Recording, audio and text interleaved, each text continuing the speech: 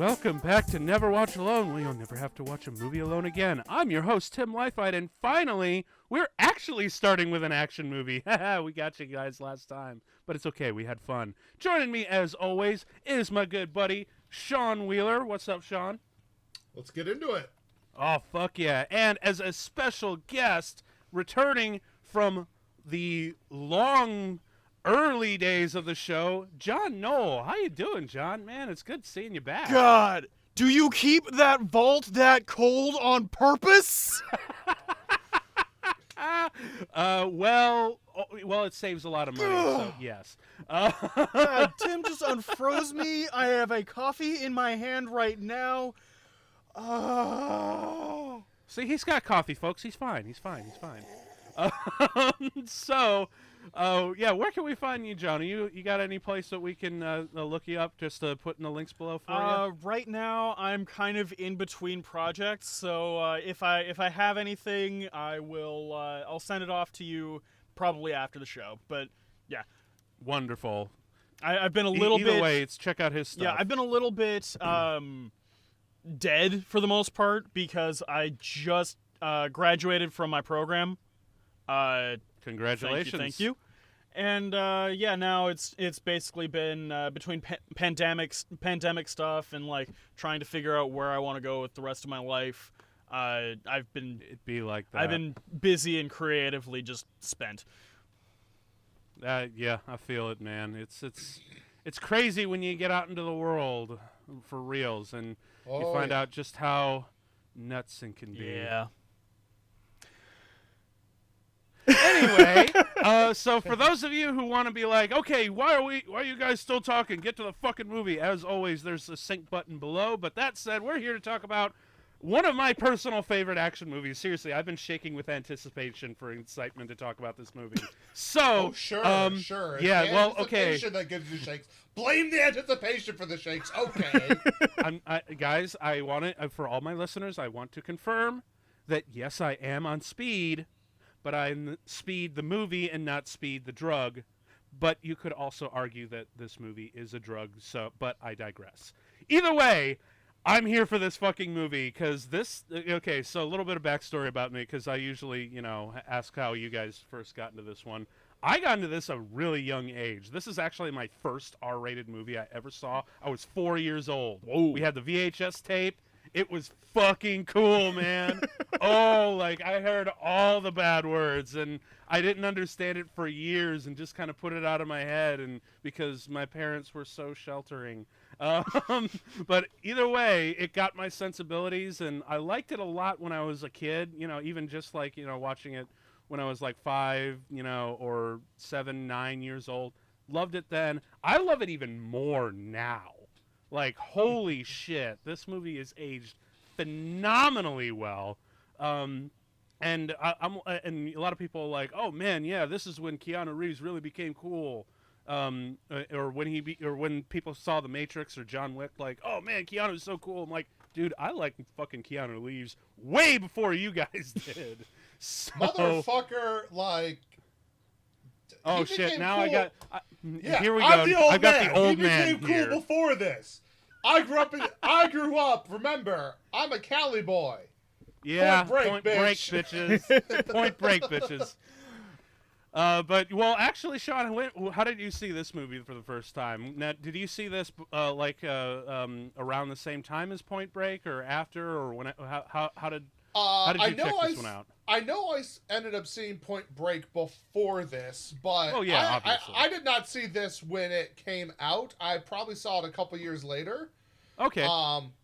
Because when it came out was still kind of like, I want to say I was like 12 at the time, so it was like, I was seeing kind of like parts of R-rated movies here and there. Like I'd seen like part of Terminator 2, it's like, yeah. And so it wasn't quite the point yet where my parents were like, oh yeah, just sit down and watch an R-rated movie. That would come about a year later.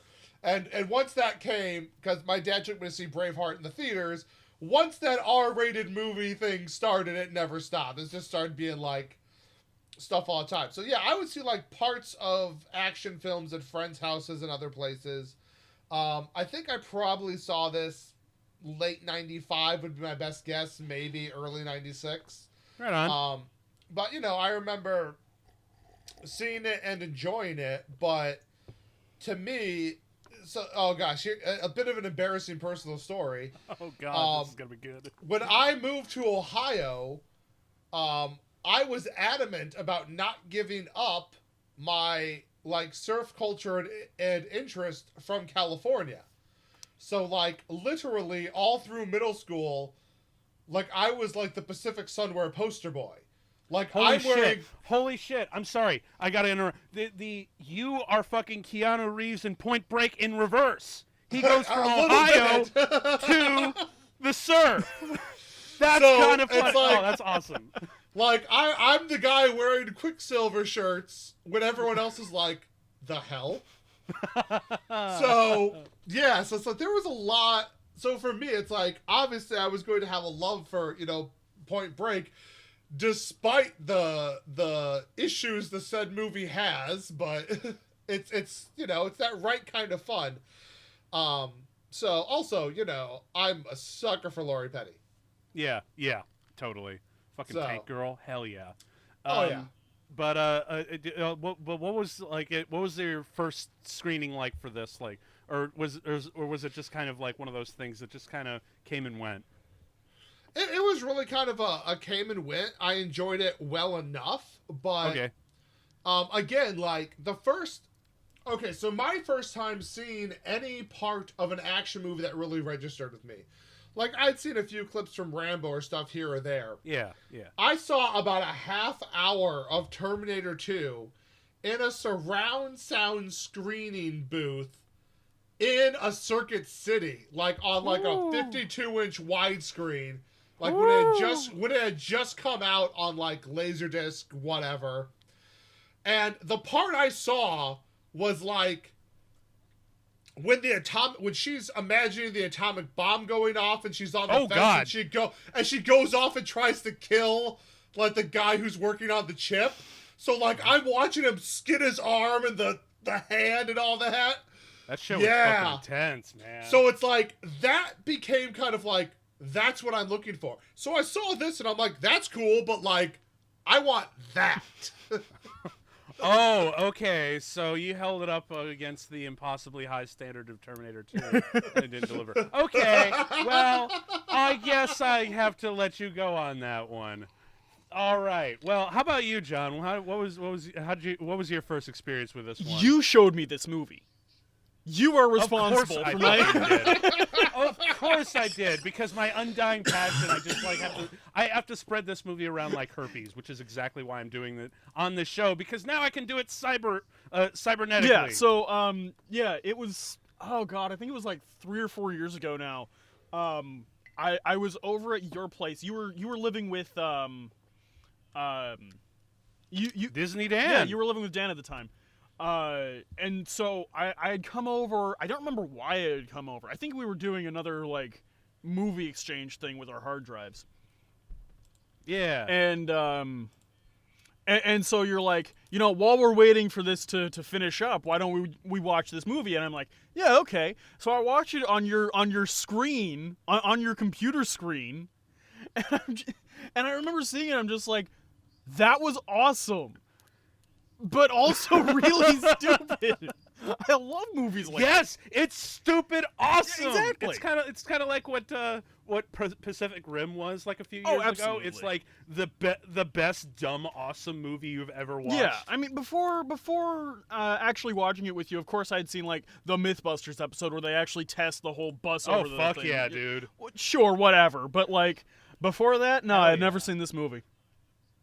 Oh, it was so good. And I think my former co-host Hannah, she also loves this movie. She declined to get here. I think it was just scheduling stuff and whatnot. But I remember she used to tell me all the time that she actually wrote a paper in high school about the physics of this movie and how much fucking fun she had writing it. So, yeah, man, this movie is an inspiration for a lot of fucking people, and all those people on the internet telling you how the physics are actually plausible and how they're fucking stupid. None of them actually mesh or agree with one another, and it's kind of hilarious to watch them.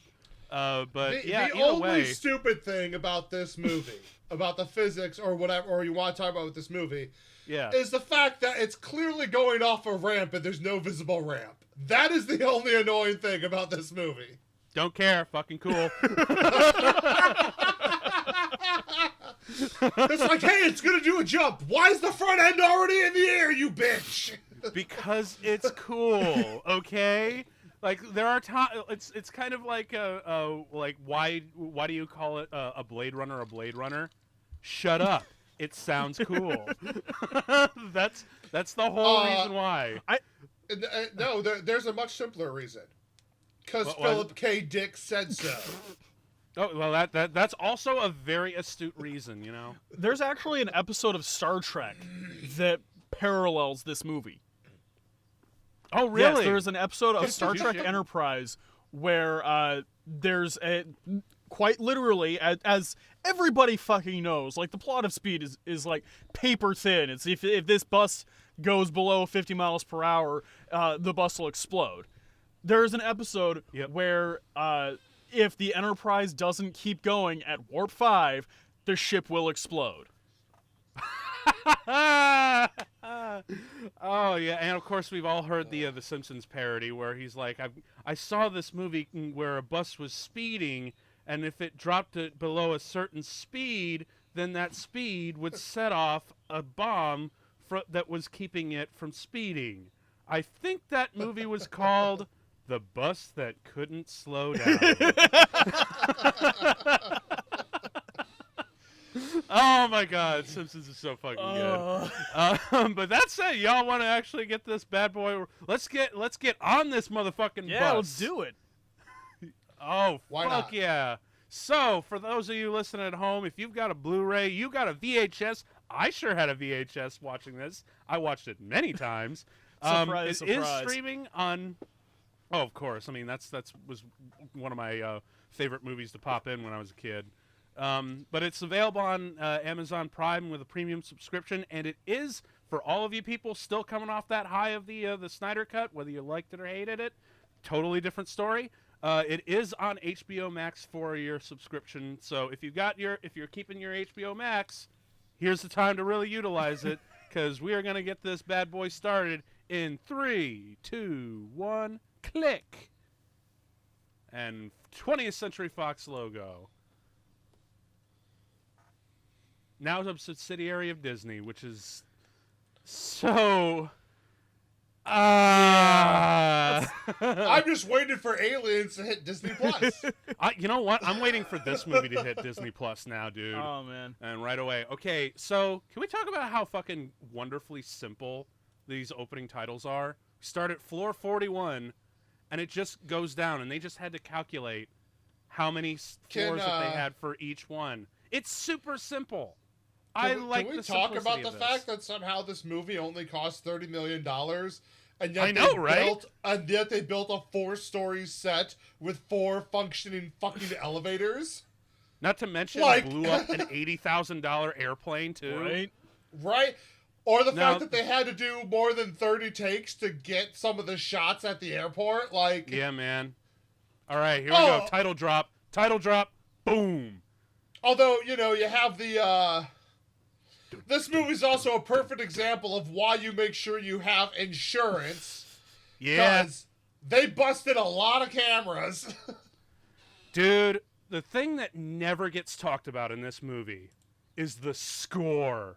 Holy shit! This is how you do an action movie score. Just listening onto it on its own, my blood gets pumped every time I hear it. I mean, I will definitely say, this movie, visually... It entirely plays like, well, of course the director's a cinematographer. Of course, dude. That is the impression you get the entire time. Like, this guy's showing off. I don't care, man. And I also love I'm not saying it's a bad thing. I'm just saying, like, it's obvious. Hey, man, whatever works, you know? Because, I mean, filming Die Hard, like, that just really helped this movie, because I mean it gave us this whole first half hour opening act, which is amazing in its own right.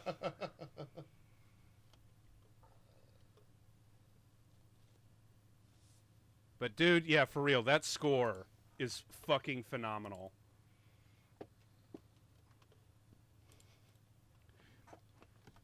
Oh hell yeah. Just no, seriously, it's starting to pick up now cuz like and again, it's just the one shot just panning down through there. Oh yeah. So I really don't give a shit that that it's just basically Die Hard and whatnot. Like they always call this movie Die Hard on a bus, but don't care. I mean, really, Don't where's care. the lie about Don't that? care. There is no lie, and I'm fucking here for it. Oh shit! Here we The go. longest, slowest elevator ride of all time. Right? Yeah, but you know what? Who gives a crap? I'm like I said, I'm here. And, all right, here I we go. do. At this point, Big we plot. better be meeting And- fucking Mr. Mistopheles. Like, fuck. Oh, dude, we're meeting someone for sure. We are going to be meeting Mr. Dennis Hopper. Not here, right though. Just this guy. And you're just hold on. It's coming. It's coming. I bet you what. This shit is coming, and it's gonna be fucking good. Random tie guy is random tie guy.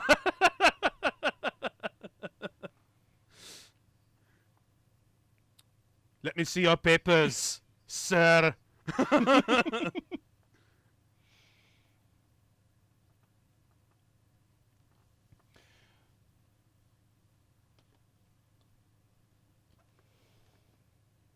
Oh fuck. Oh fuck. I mean, at that point, like, if he's holding up Oh! he's holding up a piece of paper like that, immediately you're gonna get Yeah. like fucking Yeah. stabbed. You fool. Well, when you see both hands go in there, like, I'd be thinking gun and have whatever armaments on me out. Exactly. I would be stabbing Now, right back. I really love it. That's true. I really love how quiet everything is right now. It's just, it's really copacetic. There's not really a whole lot of music.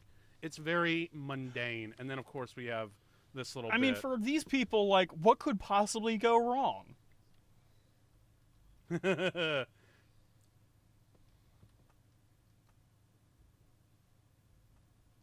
Going down. To hell. Oh, hey, it's the answer to life, No, the that's universe, and kind- everything.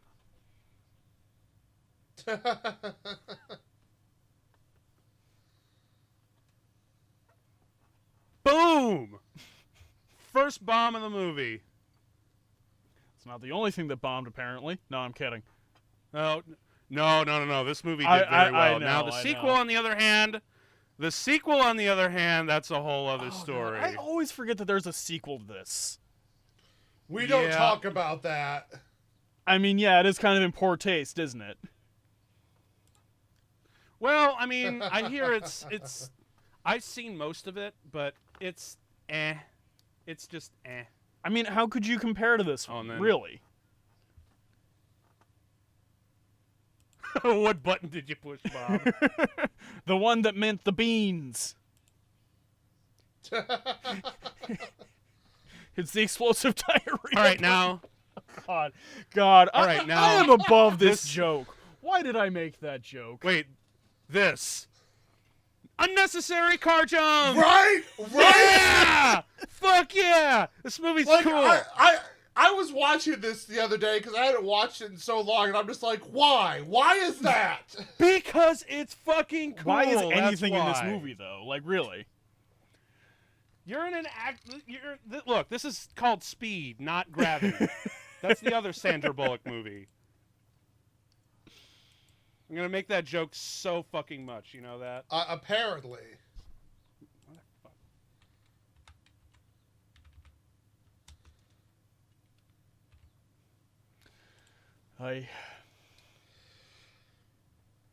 God, Keanu Reeves looks so out of his element, like, at any given moment, but, like, especially here. I don't really. know, You know what? Whatever. The fact that this Although- movie came out the same year as Dumb and Dumber.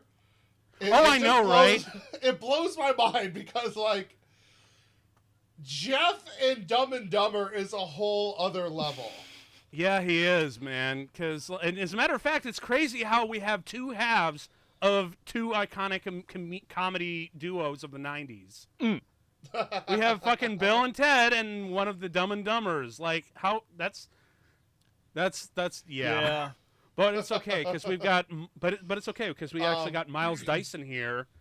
Miles Dyson! All right here. Cardio! So I Going will up say, I actually 30 have... floors. I have something of a soft spot for Daniels. I live about an hour and a half from his city in Michigan. Oh, really? Where, he supports the Purple Rose Theater. He does a lot of great stuff for the town and for the arts there.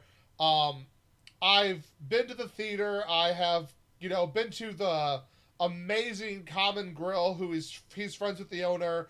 And you hear nothing but wonderful stories about him in that town, and you see what he's done for it. And it's just like, you know what? I don't care what you do in your movies. I don't care if it's good or bad. Like, you are a stand-up guy, and I love what he does, and I will support him. Oh, now here we go. Where the bomber is in on this shit.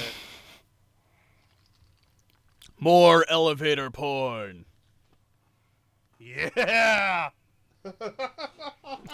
Did you want elevators in a movie about a bus? Well, too bad. I want elevators in my bus movie. Why not? You and Griffin McElroy, I swear.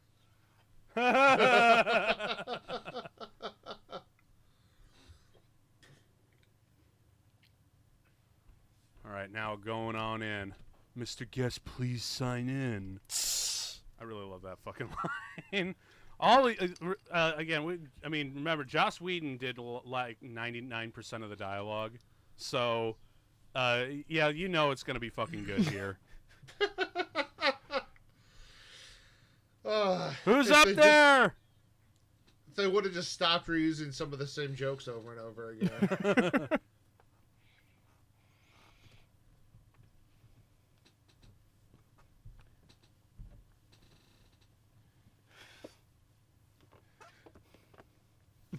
Elevators? Fuck that shit.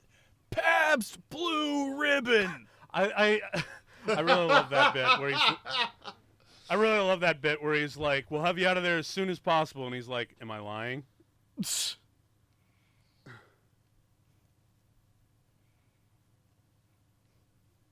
I think it's a hastily made studio prop. That's what I think. Again, it's still pretty good, man.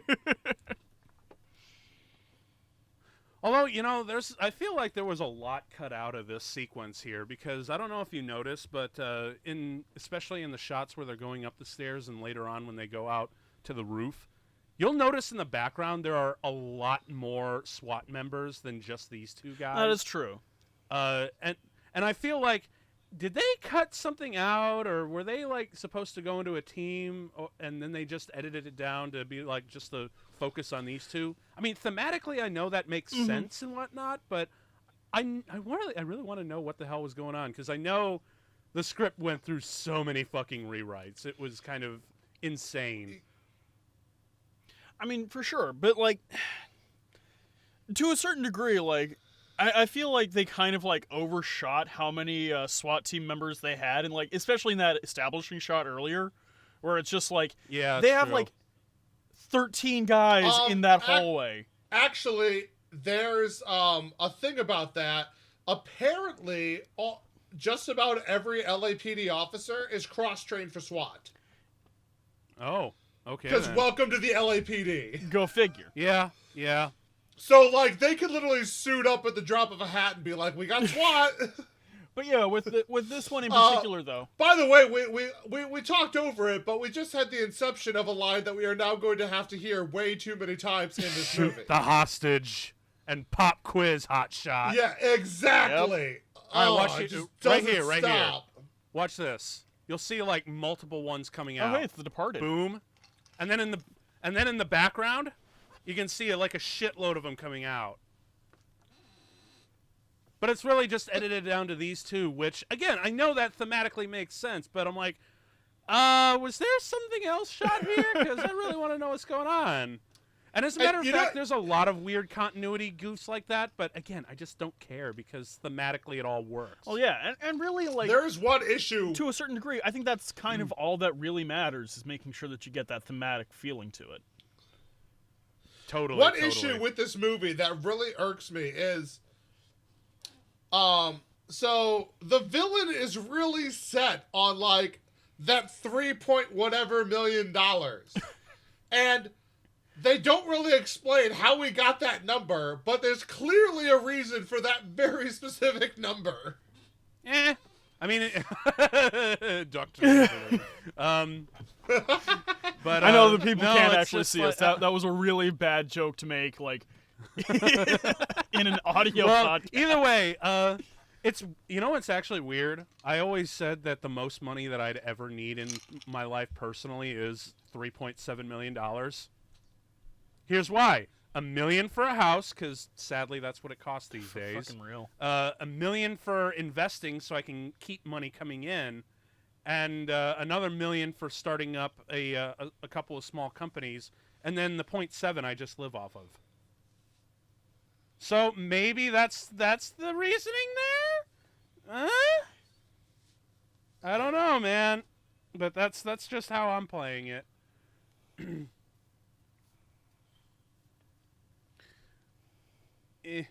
So okay, now I have one of my favorite lines of the movie where Dennis Hopper delivers. Don't fuck with Daddy. Love that shit, man. That's where you know, oh, he's that kind of villain. Right on. We're in for a ride. And speaking of a ride, hey, check it out. It's Tower of Terror coming to you from Disney World. Oh, good Lord. Holy shit. Dude, this sound design is what makes this scene, man. Oh, for sure. Is like, because holy shit. Did this win an Oscar for that? Yes. It won an Oscar for sound and I believe editing. Yeah. Yeah, man. It's fucking good. Because, seriously, because look, this is what this movie is really, really good at. Like, awesome good at. It is masterful building and releasing of tension. That I remember. Like, holy shit. Holy shit. And as a matter of fact, I think I always loved reading Roger Ebert's review of this. He says, this movie belongs to a genre that I call bruised forearm movies. Because you're constantly grabbing the arm of the person sitting next to you. Mm-hmm. You know, because done wrong, they're like, tired replays of old cliche movies. Done well, they're actually pretty fun. But when they're done well as this movie, they generate a kind of manic exhilaration. Which is why I'm so fucking excited to do this movie, you guys. Oh, fuck. Oh, fuck. And it snaps her arm right off. Oh, God. Right? Just takes her head off, and they just pull out like a head falls to the ground, and they just pull out her arms, like just severed. Very cartoony and dumb. I mean, honestly, this movie does need more collateral damage. I see London, I see France. I mean, there's still a good. There's still a lot of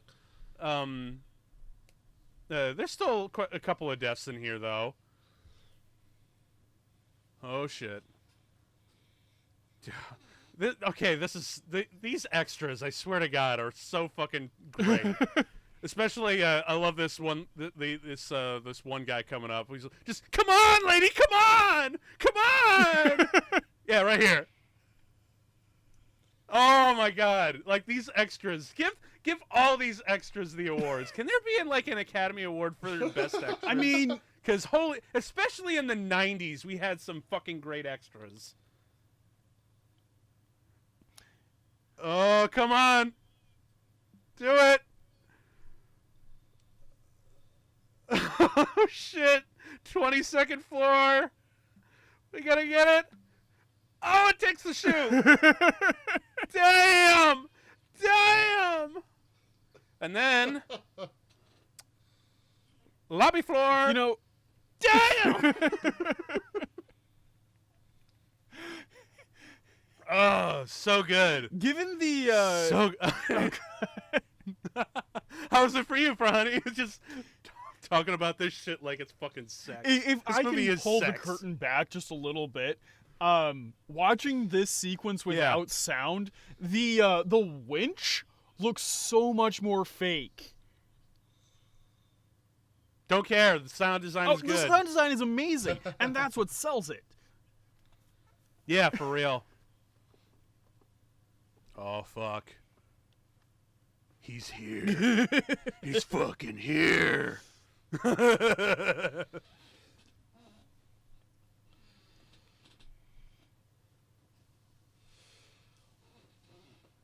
kind of love this point in Keanu Reeves' career because he really doesn't come, off as very intimidating. Like, he learns that as he progresses, but at this point it's like, I'm a hotshot cop, but I don't scare anyone. Well, he didn't. Well, actually, the script, they really wanted it to be a lot more of like a maverick cop, like you would see in a movie like Die Hard. But they were like, we don't want to do like just a Die Hard riff. So we'll make a Keanu Die Hard wanted to riff. play him. Well, it kind of became that, but they didn't want it to be too obvious, and so Keanu actually had the right suggestion, to play this guy as just this dude who was a little bit over his head and had an earnest concern for human life. Which, of course, that would be Keanu's choice, because Keanu is fucking just. Yeah, he's kind of like that in real life. Right, but it doesn't play at all now because like a cop with genuine concern for human life. What? Oh, that's rough, bro. Ooh. All right, now here's where it gets really cool, where everything goes quiet, and even like the ambient score is really just awesome, intense, and just keeps going down. Just gonna feather my hair real quick. And just flash the light. Fuck! Fuck! Fuck! Run away! Oh, this is such a mistake. I immediately regret all my decisions. Ah, fuck. This is why you don't send the two halves of a whole idiot of a comedy duo to do your police work. Okay, this look on his face. It's like sending Laurel and Costello. Ah! The nose. Oh, damn, man. And fucking Dennis Hopper, just like, look at his fucking face. He is just chewing the goddamn scenery like a goddamn sandwich, God, man. I mean, does he ever do anything the else, last though? movie I saw with Dennis Hopper was the Super Mario Brothers movie. Oh, God, So, God. like, going from that Okay, so- to this is like Monkey. a masterclass in subtlety. Oh, boy. Pulls the trigger. Fuck! Oh, shit. Pop quiz, hot shot.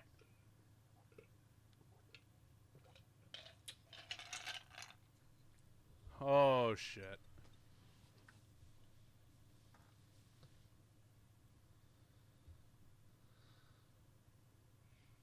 All right, see, it should have been right there when he was like, oh, standard flanking. That should have been like his immediate clue that he was an ex-cop. For real. Right.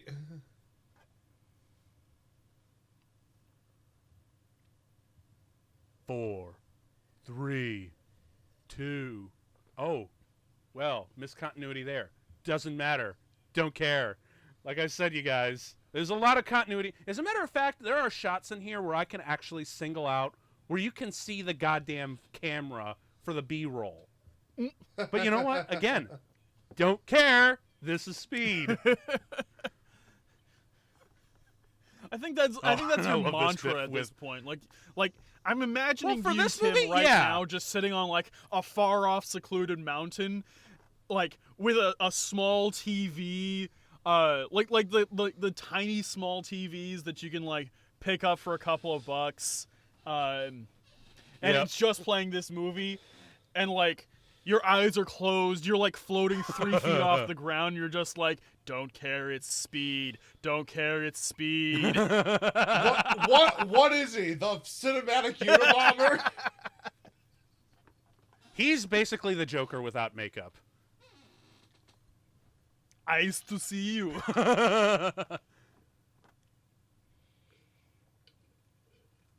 Boom. Oh, so cool. So, but you know what? Here's why that scene right there though does not play straight to me. What's Don't that? get me wrong. I like it. The guy had what? 12 sticks of dynamite strapped to him, and they think he's dead. That explosion is not on size for that much dynamite. Not even close. One more reason why these cops are kind of dumb, aren't they? Yeah, just a bit. After all, he's getting a medal for shooting the other guy. But Harry, you told me to. And I love this look that he gives him. He's like, you motherfucker. Seriously, though, he probably would have gotten written up for something like that and not get a fucking medal. He shot his partner in the leg. I don't know about that, honestly. Okay, you know what? You're fair. That's right. It's the LAPD. Yeah. Well, no, I mean literally, like, yeah, you shot your partner, but you got your partner out of I harm's have way. a TV like that. Like that's a big thing. Oh shit. I'm sorry. Like, this is one of the things that I fucking just cannot defend. The very obviously bad. Drinking light beer, I can't defend that either. Well, okay, that is true. But the obviously bad makeup for, you know, his lack of a thumb on his hand. Like, look, Yeah. they can try as best as they could. I know that they tried, but no matter what you do, you can't do it well with makeup, man. You got to either CG that or get it for real. You Yeah, know? let's see those thummies. Chop. No, I mean, like, hire an actor who actually has only like 9 fingers. That's the only way you're going to be able to do that. God, at this point, James Doohan was still alive. They could have gotten James Doohan to play the terrorist. Man, you know what? Maybe. Just for real, Scotty only has 9 Actually, that would have been interesting. Yeah, he got Or- his well, finger blown off on yeah. D-Day. Also, if you think about it, though, the majority of the time they're showing that hand. What is a this lot of dancing? it- What is this dancing? Yeah, I don't know. A lot of it. It's just the hand. They're just showing the hand and not Who owns the hand? right. So Talk to why the not hand. just bring a guy in missing that for the cutaways. I guess. I mean, maybe that, but I guess they just ran out of money. I mean, this movie literally ran out of money halfway Don't through. care its so speed. I Don't guess care that's its what it speed. was. Sure. Yeah. Why not? I don't get it again. Like it work. This movie works thematically. Like that's all it is. You got to really love listening to Jeff Daniels go full Jack Daniels in this scene where he just starts really slurring. He's like, "Do you ever like listen, Jack?" And then, of course, this wonderful line here. I love this. Just.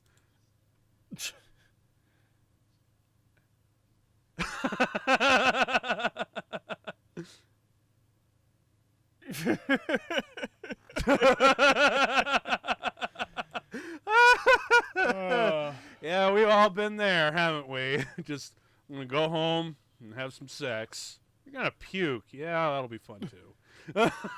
Which, you know, that just makes me think his wife must be into some really kinky shit. I mean, I hope so. I mean, I also like to think that, like, what's true of a lot of cops in real life is probably not true of this guy, too, which is that he's a little bit more loud and hitty than most should be. So, like, we don't know. Well, don't forget the muffin. I mean, that is an important detail. I myself had a muffin for breakfast this morning. Oh, shit. Along with your coffee? Yes, actually. Actually, that reminds Awesome. me. I'm going to be, like, right back. I almost forgot something. Oh, wait. Everything is copacetic, Sean. We can't have you go, because when things are copacetic... Oh, it's true. Shit hits the fan! Oh, shit! Fuck! Oh, fuck! Damn! Back when explosions were done for real, man. Back when explosions were done for real in Oh! real Los Angeles. Oh man, dude, that's some dope ass shit though. Looking for the driver. Anyone there? Oh, he must have caught it. You know, I'm glad that they don't like he just like had that one little bit like he's like, "Oh, fuck," where we the audience can't see it, but he caught a glimpse obviously, and it's fucking Oh, bad. yeah. Like, there are melting bodies in that bus. Well, it was just him. Apparently the bus was empty. Fair enough, but It was just the driver. Yeah, it's still a very hard message. And speaking of message, hey kids, you remember payphones? Now this is actually a cool shot with the flames in the reflection. That's a fucking cool way to show it.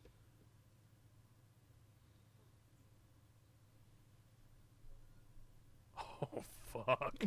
count the fillings, motherfucker.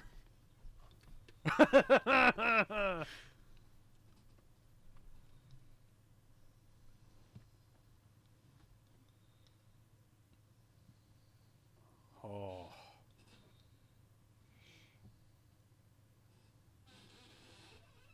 I'll say he did.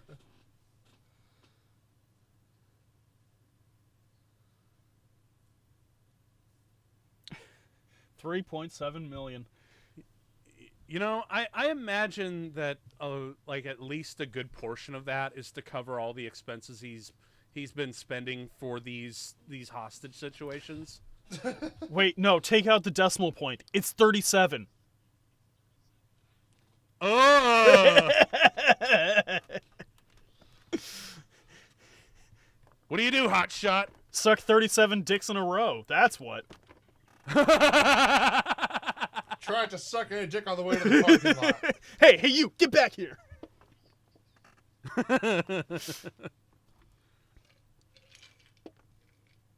All right, seriously, this is the whole premise of the movie, and I love how they have to explain the plot over and over.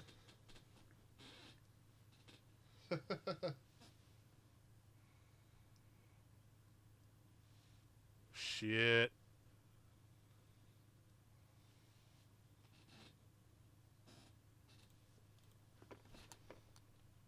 Oh, fuck. Move!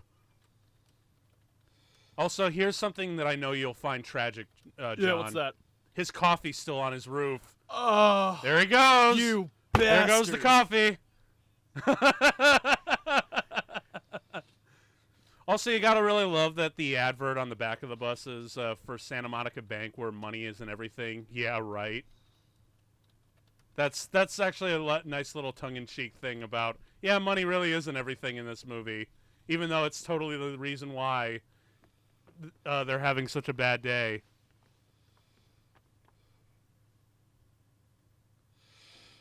Oh, Sandra. Sandra Bullock is just wonderful. I mean, this following on the tales of Judge Dredd. Oh yeah, dude. But no, what I really love here is Sorry, especially not this Judge interaction. Dredd. Demolition Man. Oh yeah. You're right. Yeah. Other Stallone movie. Sorry, too many sci-fi bad Stallone movies. Check it out. It's Alan Ruck, man. Alan Ruck. You know, Hey, after rewatching this, it made me really wonder if, like, they brought him on for The Dark Knight just because of this movie. It's like, oh, he does good at a crisis situation. Let's put him on the boat. Actually, well, you know what I think is he actually got his job on Twister because of this, because that was also directed by John Bont. Oh, probably, but I was saying, like his career completely stuttered, and then he randomly shows up in The Dark Knight as one of the passengers on the ferry. Really? Was that him? I don't think that was him. I don't think He's that one was of him. no, he is. It's literally in there. He has like one line. Oh, But okay. he's listed. Like, yeah, so I was like, I wonder if somebody just really likes Speed who was working on that movie. It's like, let's bring him in for a line. Well, Christopher Nolan is a huge fan. He actually, oh fuck, dude, this music, seriously. Well, also, I mean, they also filmed it in Chicago. The guy was in Ferris Bueller's Day Off. I mean, come on. Well, I think the other reason why Christopher Nolan loves this movie. As a matter of fact, what he does before he does and go out and do a movie, the first 5 days, like the first 3 or 4 days of filming on any movie that he does, he actually doesn't have any footage go. He actually screens footage for movies that he wants the cast and crew to be inspired by. This was one of them on several of his movies, actually. Because, as you can see, it's all practical effects, baby. And boy, does it deliver with that adrenaline rush.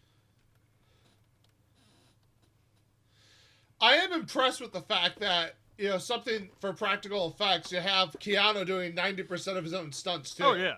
Right? Dude, seriously, like, anytime it cuts away to these high-octane shots and this kind of stuff, like, seriously, the score is way better than it has any right to be. No one talks about the score, and the guy who did it, Mark Marcia, deserves a lot more credit for this. Or Mark Mencia, excuse me. Sorry, butchered that. But yeah, dude. Because hell, I'll even be listening to the score every once in a while when I'm driving out on the freeway. Of course you do. Fuck yeah, dude. Stop! Oh shit. You know, it's funny that that we're seeing a chase like this because, like, it just occurred to me, like, this is the same year as the O.J. Simpson thing. Oh yeah, dude, totally. It happened a few months after this. By the way, him breaking the glass there was not scripted. He just accidentally did that and they kept it in. Oh hell, I'd keep it in if that happened. Like shit, Right? That just looks good. That just adds to the momentum of this movie. And then probably this is probably one of my favorite bit roles in this whole movie, the Toon Man, as he's called. It is now. Move over. Do you want to know something funny about that guy? What's that? He got his license revoked 2 days before he was supposed to start filming this movie. Well, hey, you know what? That's okay, because Keanu just totally takes over from here. It's cool. Right? But you know what's also really interesting? He is the one character outside Sandra Bullock that returns for the sequel. Huh. It's I did not know fucking that. weird. Yeah, they totally steal one of his boats at the end of the movie, and he's like, fuck, this is why I'd moved away from L.A. It's dumb. It's really dumb. That's, yeah. I mean... Oh, shit. Oh, and I also love how he kind of... Even, like, this guy who's just, like, trying to get through the day, even he's getting caught up in the fun. Woohoo! Yeah! Like, dude, hell yeah. If I was in this movie, I'd be getting caught up in the fun, too. Like, goddamn. Oh, shit! Seriously, that speedometer shot, holy crap. The build and tension, I swear, is amazing. Also, let's be honest, this is just typical LA driving, the way he's swerving in and out. That's just LA, you know? Oh, shit!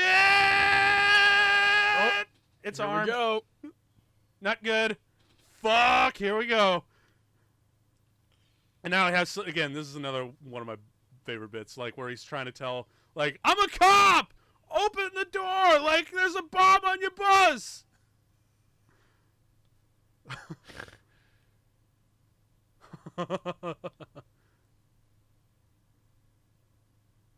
Oh, shit. Jesus. Oh. Dude, this guy's reactions are amazing. I love it. He's like, there's a what? Fuck!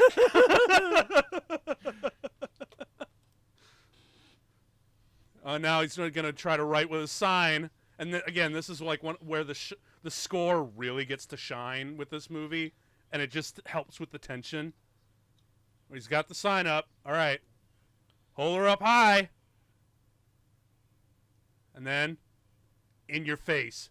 Bomb on bus. Bomb on bus. Bomb on bus. The short bomb little, on bus. zoom in there is just... Yeah, dude. Like, hell yeah. That's how you do... This is how you do a fucking action movie. And hell, even the score makes you just subconsciously go... Seriously, that's how you do this, man. Open the door. Oh man, they were actually out on location with a freeway getting these shots, man. It's nuts.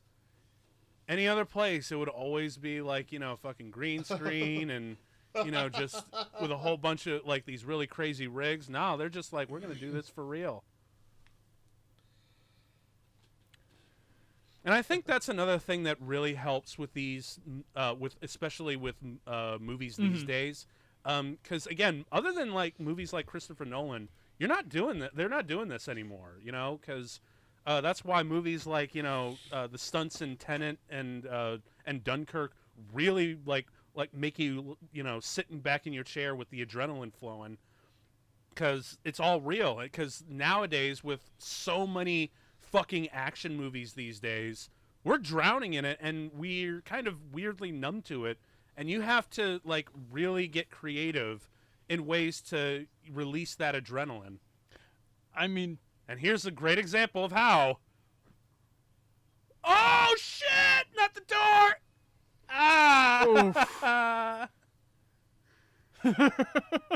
Sad.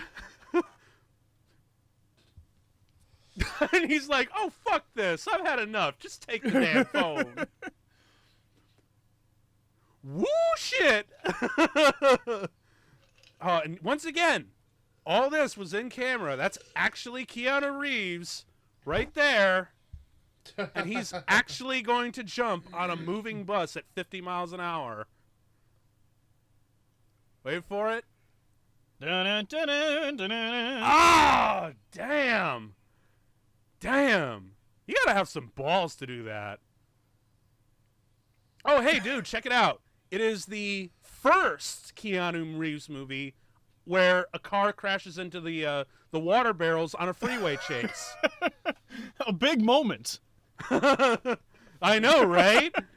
That actually was kind of a fucking cool... That was the least impressive stunt in the Matrix Reloaded chase. But hey, it's still notable because Keanu Reeves is fucking legend.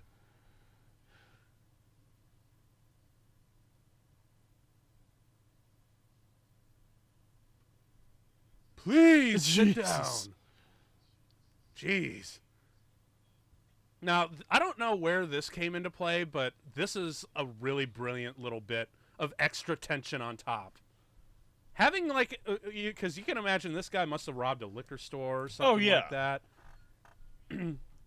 But, damn, this is an awesome little bit of tension on top. And let's be honest, it's L.A. Of course there's someone on the bus like this.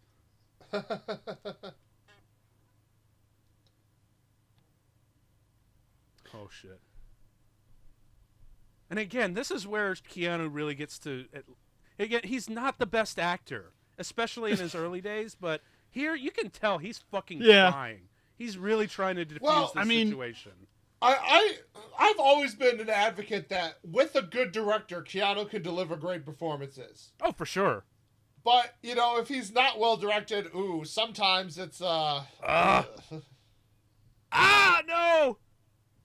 And you know what? That also sets up an infinitely better to get the driver ejected. Yeah.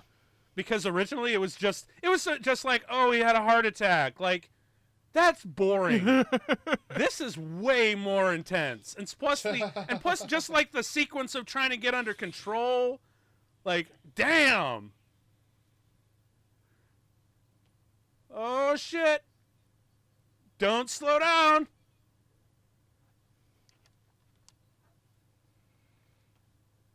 And now everyone's like, just Tim Allen noises all around.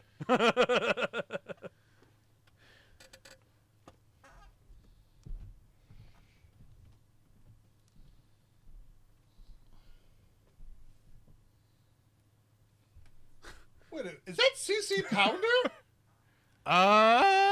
Is it? I'm looking it up right now.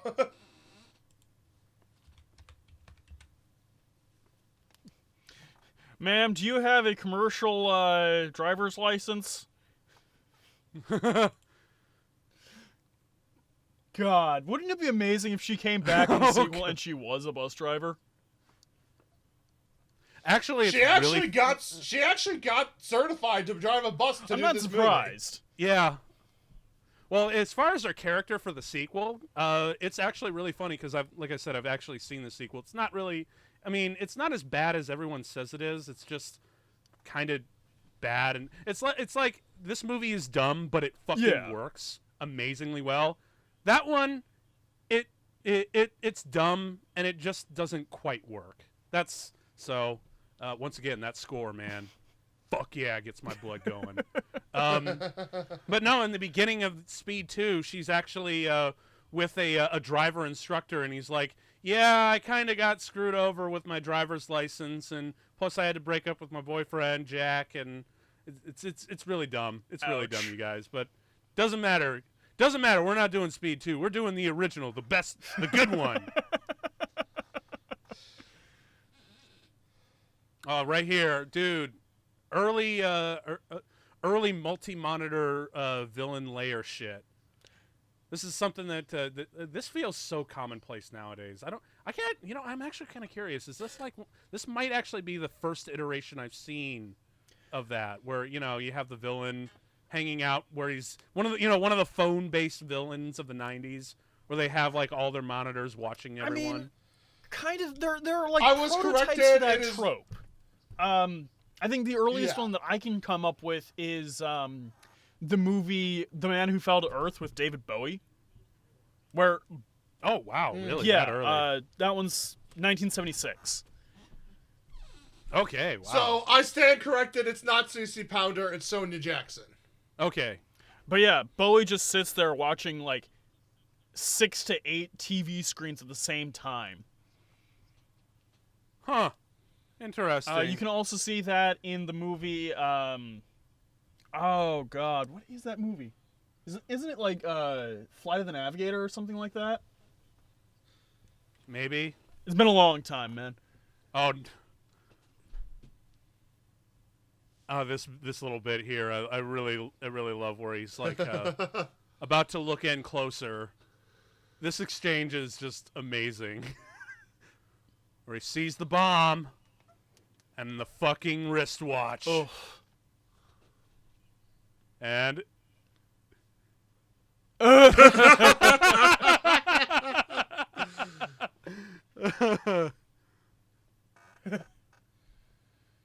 oh boy, lots of C4.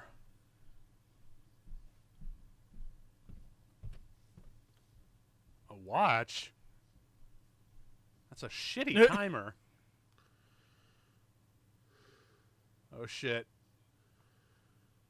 Come on.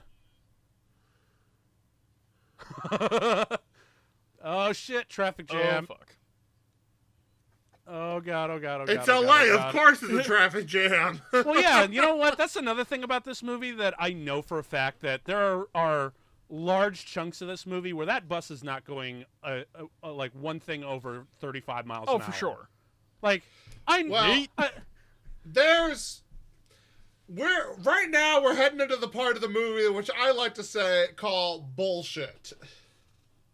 Hey, you know what? And by that, hey, oh shit! all I'm shit. saying is there definitely needed to be a lot more collateral damage of a human life nature. That's all I'm saying. Just splatter, Well, splatter, here's splatter, splatter. Exactly. How about at least property damage? So here's private and personal property. How's this? There's property damage all over the place, but you know what? Like, come on. Keep going. Go! Bam! Ooh.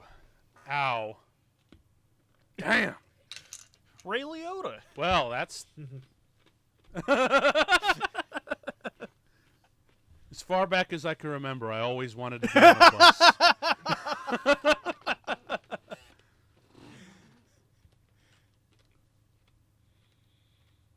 Also, check it out in the background. He also has, like, early GPS tech. That's cool. Looking up the evidence. But, yeah, dude. So I get that you want a little bit more collateral damage because it's L.A., but as you see fairly earlier on, they're getting a police escort. And that's where it just kind of goes down from where it's minimized. Well, right. Once they have that escort, but come on. I guess, yeah. But you know what? That's just... It's a movie. And you know what? Because on this show, we have this thing, because you and I know already, Sean, where we run into these things like, it's movie bullshit. Sometimes it's good, but for the most part, the movie bullshit is the glue that helps this movie move along in a satisfying way. Yeah, it is bullshit, but holy crap, is it fun. And this movie is a weaponized example of that. It's Mac tonight. Yeah, but I mean, we're coming up to a very important moment, and how much better would this movie be if they played it differently? No. I know exactly what you're talking about. All right, here, ready? Look out! Ah! And now, just let the score right here. I can practically hear, holy fucking shit!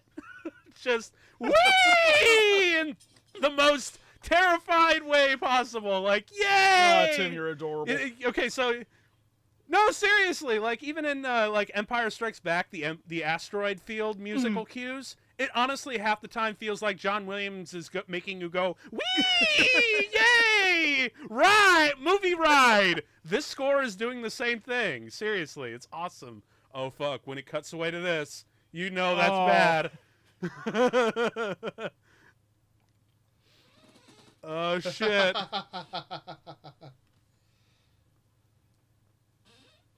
Yeah, that's true, man. 1994, 1993, the 105 was still being completed, under construction. So it's this movie's kind of a weird time capsule for that. For anyone who's listening to this out in LA. And here we go. Oh, I love this moment, man.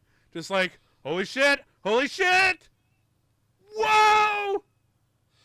Now, how much better would it have been if it wasn't cans? No, that's too dark. It's a bit man. too dark. It's too dark.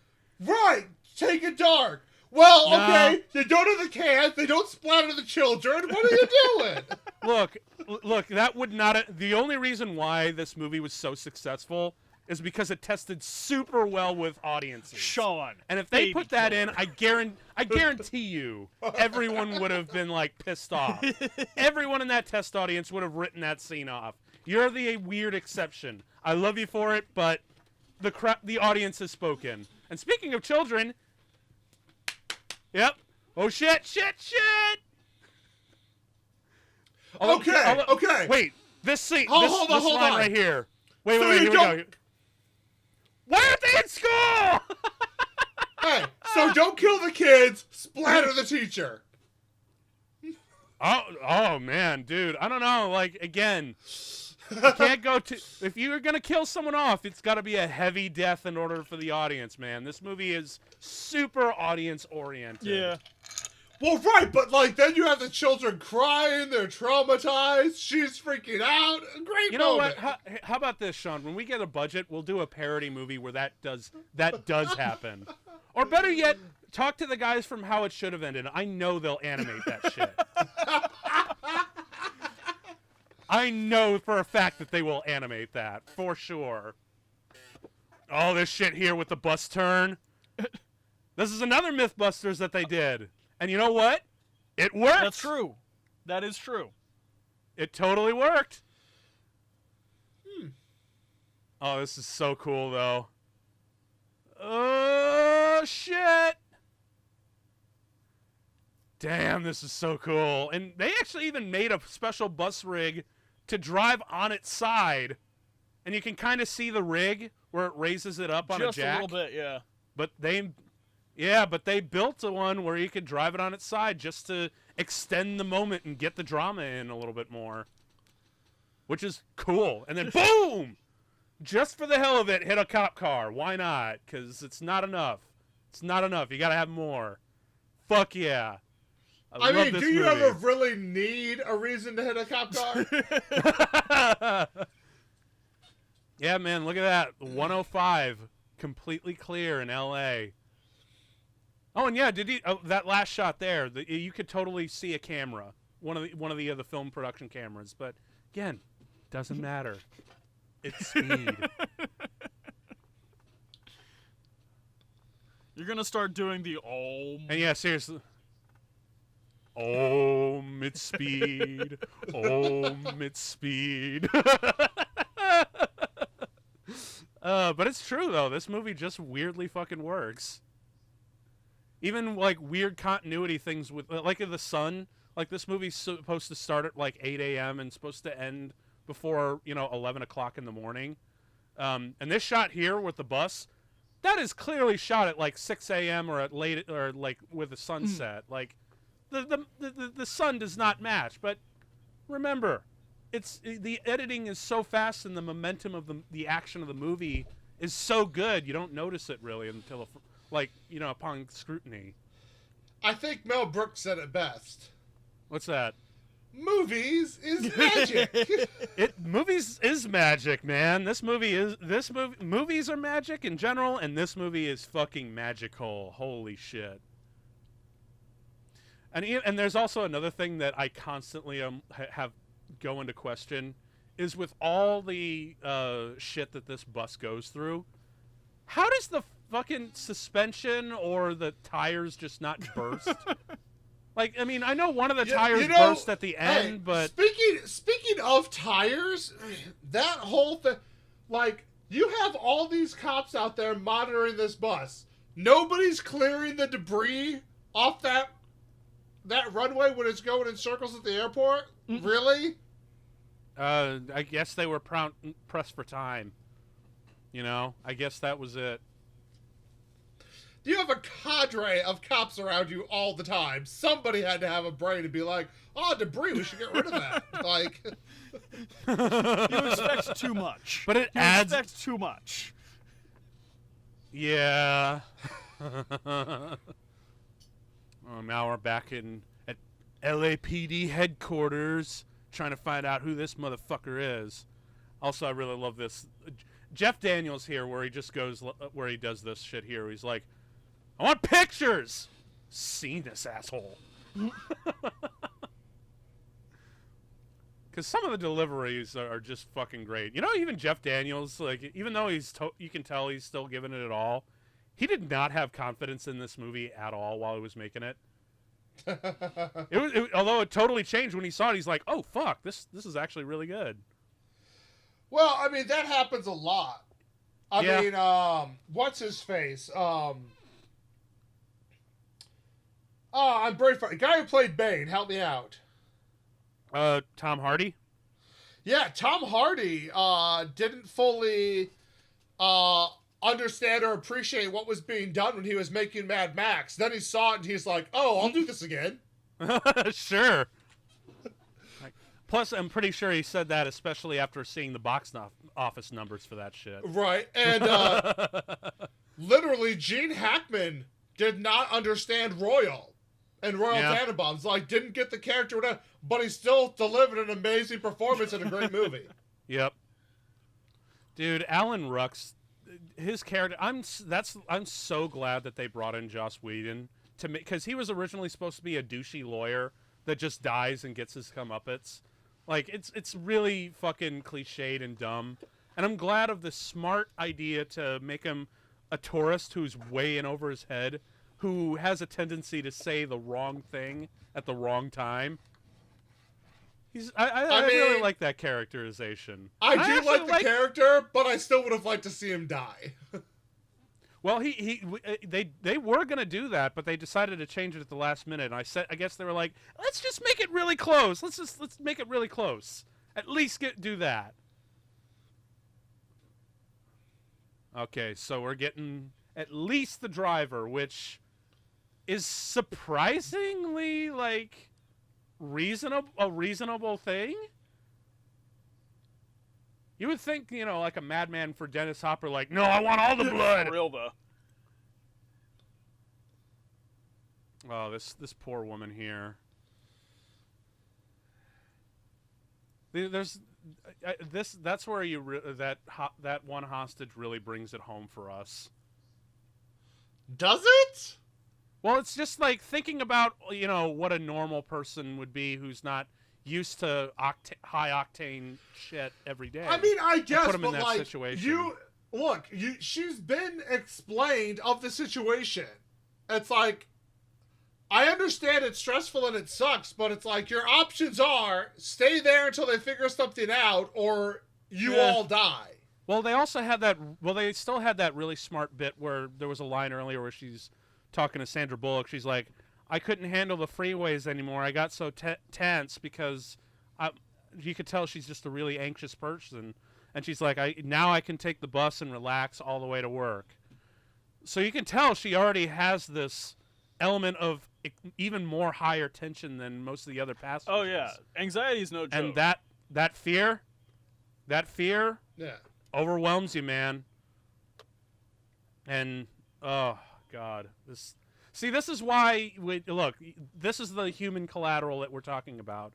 And the movie smartly knows that if you're going to do that, you got to make it as heavy as possible. And this is how you do it. Oh shit. And you also got to love that he has a bomb specifically for the footstep. Jesus.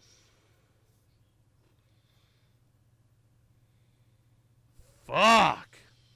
Yeah.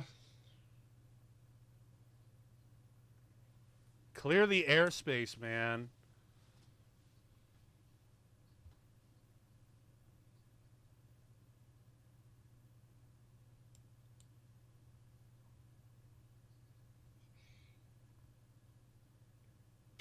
Oh man, sick.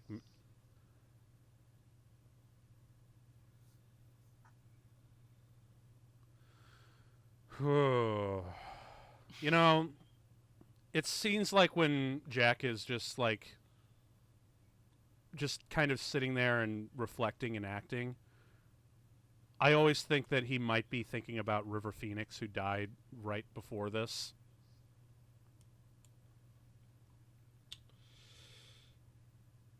Yeah, I mean, it's got to be hard.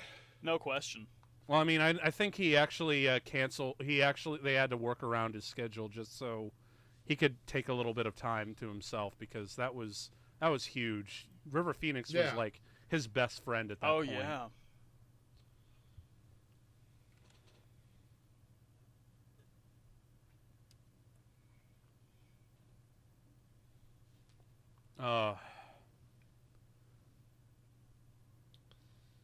I'm really glad they kept scenes like this in here, man, because again, it adds to the gravity of the situation. I mean, it does play well, for sure.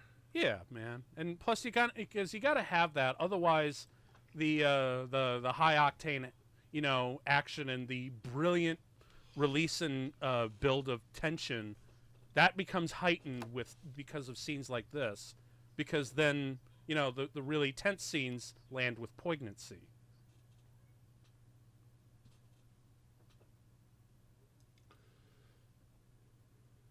Ugh. Yep. He's the asshole. Remember that. Well, it's true, man.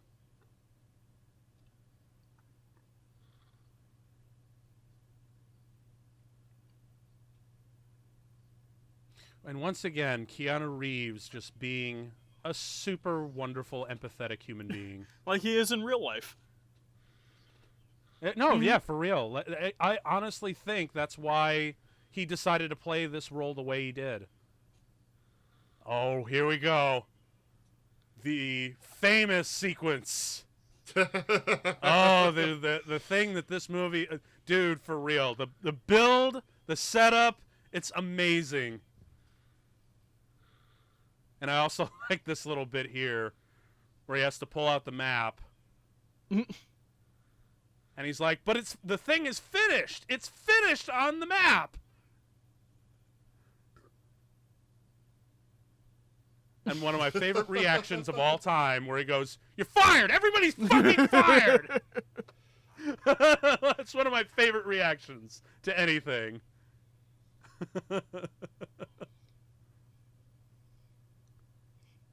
Oh, shit. We've got an even bigger problem. There really does seem to be like a real motif of the number 50 in this movie. I mean, it's there? a good round number. It is. I'm just like kind of curious why the bomber didn't ask for 50 million then. 50 million for a bus that doesn't go under 50 miles an hour with a bus Again, number I 2525. pointed this out. Well, I know you did point this out, Sean. Though I'm just like, man, I really wish I guess maybe that's why they chose the 3.7 to get it as far away from the 50 motif as possible. And also, maybe he's trying to keep a number. Obviously, the number's important to him, but it's also one of those numbers that's like not so high you wouldn't think they might just try to pay him. I mean, yeah, 3.7 shit. million is a chunk of change, but from a corporate sense, it's a cute little number. It's nothing. It's Yeah. floor it.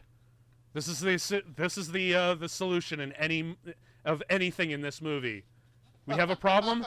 Go fast. That's our solution. You and Sonic the Hedgehog.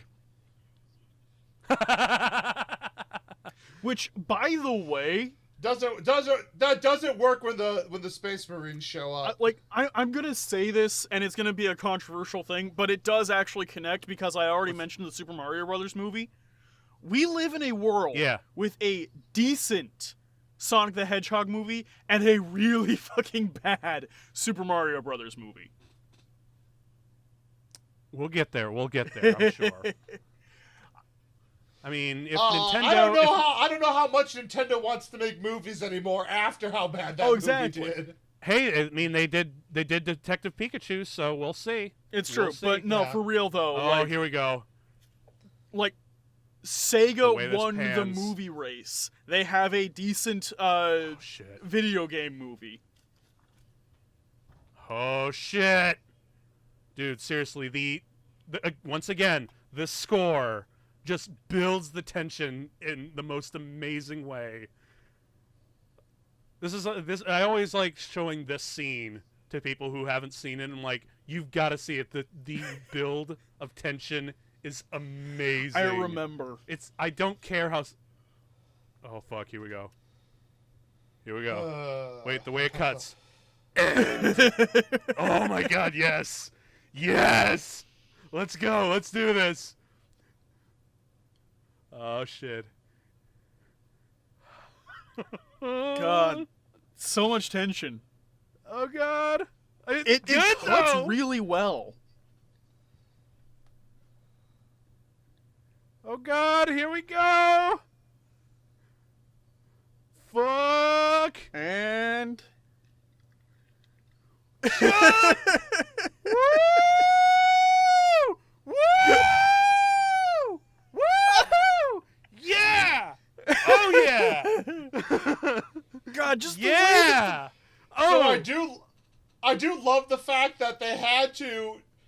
The first time, the bus went way further than they thought it was going to go and smashed cameras. Oh, yeah, so they dude. had to do it again. Well, hell, like, even a jump like that, because if you see the behind the scenes, it totally pops the tires, and even though they had reinforced suspension and made it as light as possible, it still destroyed the suspension. So that should have destroyed it too. But again, don't care, because holy shit, was that an amazing, fun build. Holy shit. Even he's like, look, all the passengers are getting just like totally caught up in the fun of this. Like, holy shit. Well, at a Hell certain yeah. point, you Hell gotta yeah. let go and like.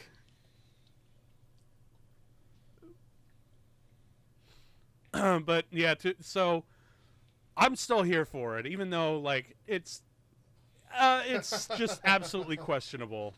And then of course it's not enough. Like after that, we don't have time to come down from that amazing release. We got to start building some more. And here we go again. So Another sharp initially, turn. they actually wanted to do this in the parking lot of the Dodger Stadium, but they couldn't get permission, so they had to use LAX. Which I'm okay for. Honestly, like, oh shit. Damn. Well, honestly, it makes sense because as they explain here, when they go to the airport, the choppers that have been, watching them on the news, they can't go in there anymore because it's restricted airspace. Right. So that actually makes sense. Yeah. Let's hope it's built. Yeah. That is a great. I mean, I will say there is a lot of snappy lines in this movie. Oh, dude, the quips are amazing. But you know what? Let's be honest. That's a cool shot. But the best line in this movie. 30 tries to get that shot right. This line, though. This line.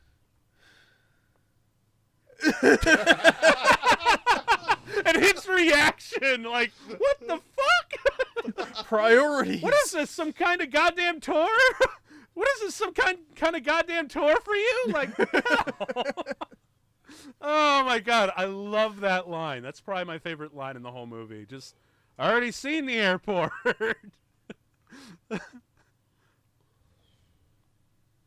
Dude, look, like, can you imagine the production design on this? Because look at his like, apartment looks like a almost like a workshop, and I'm like, that's fucking cool. Oh yeah, here we go.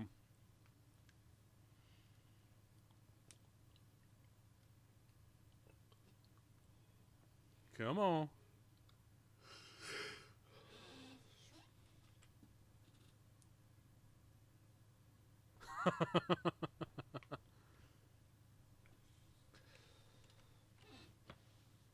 You certainly look like you're doing it for fun. Because, by God. I mean, yeah. No. What? Keep going.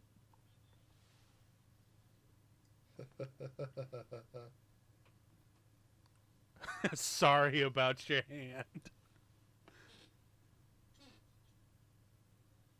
All right, here's another bit where, like, because again, this movie's full of like editing, discontinuities, whatnot. But again, right, like I said, it works thematically. But this is the one part that I always like. Hey, wait a minute. Right there, his lips are not synced up to the audio. It looks like he's trying to say, "I want you back, you son of a bitch."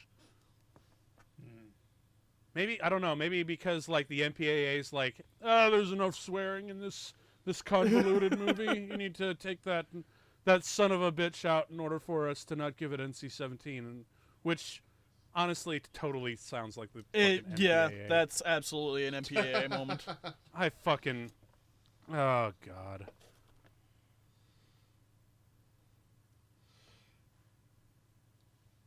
I would.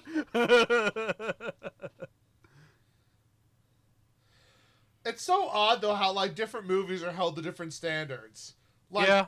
Case in point, Scarface could have how many fucks and all that violence, but this movie they're like, oh, you're teetered on the edge. I mean, to a certain degree, like It's even dumb. you said you saw this movie at like what, 4? Yeah. Yeah, man. It was like, crazy. This is the kind of movie that, like, yeah, it's rated R because it's, like, super intense and all that, but, like, it's definitely the kind of movie that you could show a kid. Yeah, I'd argue that. It's like just like a hard PG-13. Yeah, exactly. Yeah. Whereas with something If it like weren't for all the- Scarface, with all of the swearing and all of the everything awful, Like, yeah, you don't show that to The a kid. drugs. Oh man, dude. Even like the horns with the score is fucking good.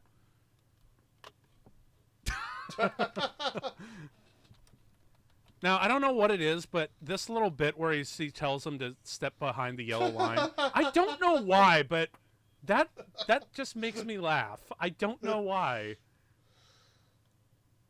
Oh, this is fucking nuts. Because I know, because again, this movie is all about driving the audience into that headspace where you're like, oh, you gotta be fucking kidding. You also gotta admit, like, excuse me, this kind of movie was also like very, very pre 9/11. Oh god, Oh, yeah. no kidding. I mean, this is when because the producers are like, hey, we want to blow up a plane at the airport, and they're like, I don't want to kind of scare them off, but you can do it out here in this one desert on this disused runway. And they're like, okay, now that would never fucking happen. No. They would never even consider to ask that. And I did like that line. He's like, have faith, sister. Oh, Christ.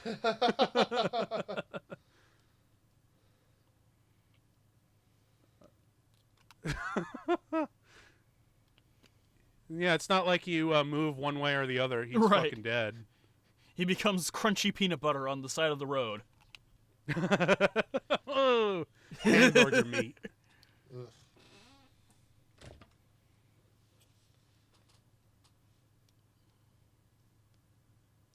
All right, not gonna lie, I'm actually kind of glad that there's no music during this sequence because apparently this movie is just smart enough to be like, no, the bomb diffusion part is enough tension, and having the silence is actually weirdly unsettling for an audience because you don't know what it could go, because if it's silent, it could go off at any time. So that way, when the explosion plays, it becomes that much better. Because when you do like an explosion or a surprise thing or anything in movies, or even like a jump scare in movies, you will hear this countlessly in movies with the sound design, where they make it super super quiet, and then they rip your ears back with like a jump scare or explosion or whatever. So, not playing music tends to really help that, I think, anyway.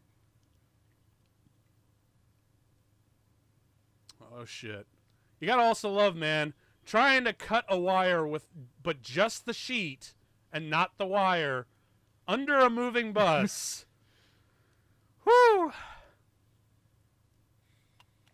Oh fuck! We found him.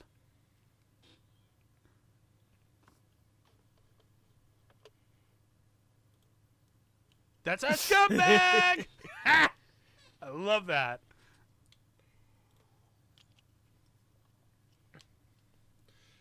See, this whole upcoming sequence does not play for me at all. Oh, really? Wait, now this sequence here? No, the raid. Oh, okay. Okay. Because this sequence is fucking amazing.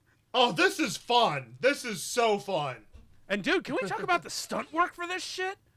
Like, goddamn. They actually put a man underneath a bus. Like, granted, they raised it up a little bit so they could photograph the thing, but still, putting a man underneath a moving bus like this, like, hot damn, that's some good stuff. I mean, I'm also gonna point out that like at this point in time, it would actually be easier to film this sequence. Yeah, because cameras have gotten significantly smaller. Yes. Yeah. Significantly smaller and a lot more versatile. Which is fucking wild. Oh shit! Watch the tire. Oh no! And you gotta love how non-reactive the cops are. Like, oh shit, the line broke. Oh no. Oh god! Oh god.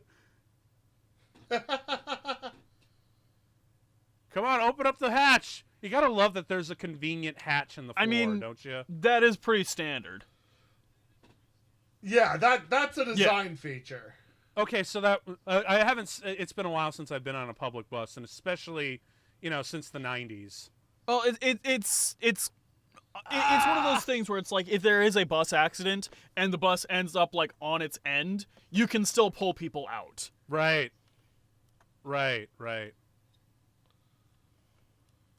Oh God.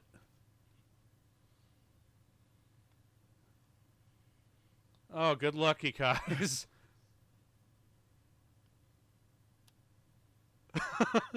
Her reaction is just like, what? Come on, pull him out! Oh my God! Just the charisma and the chemistry of all the extras working together. Holy shit! It's amazing. Come on! Act your ass off. You're really trying to get up there, Keanu. I mean, I gotta say, Ortiz was really like the character that holds the bus together. Like, yes. Yeah.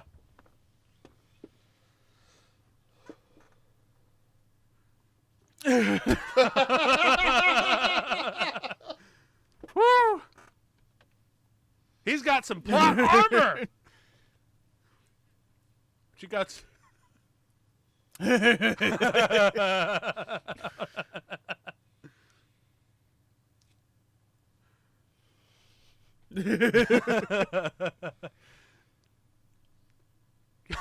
gotta love how pissed off she is about it.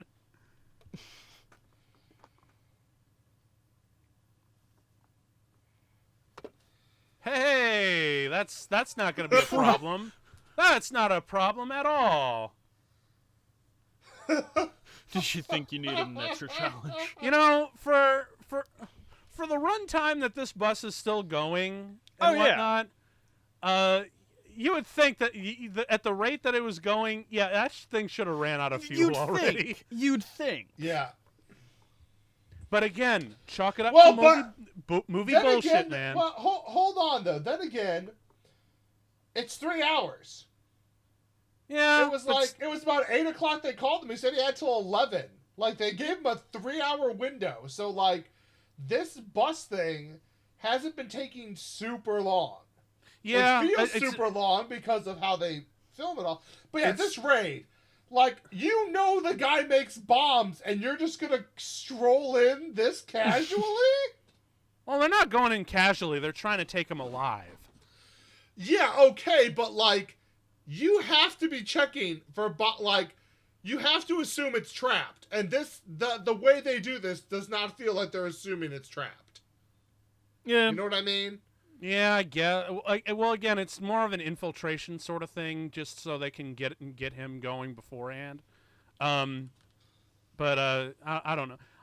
I'm okay with it, just because, again, there's a lot of movie bullshit in this movie, but it's movie bullshit that works. To me, it's like, if you're trying to raid a bomb maker's house, like, this is not the way you would do it. That's just how I feel. Oh, fuck. I was just going to retire. Oh, damn. Oh, that expression. They actually blew up a house, man. Isn't that fucking cool? Burn, baby, burn. Disco Inferno. God, every time I hear that song, now... I think of Mystery Men. Yes! Dude, no one Fucking remembers love Mystery Men. That's such good shit. The Mystery Men Fuck soundtrack was actually one of the very first CDs I ever owned. Shit, man, that's awesome. It was that and the first volume of the Star Trek soundtrack for the original series. Nice. Making that the third time I've referenced Star Trek in this episode. Well, it's not. It's not really a show with John unless you mention some level of Star Trek. Am I right? I don't know, man. We have like 60 episodes of Late Night Taco Delivery, and I think we only really talked about Star Trek one time.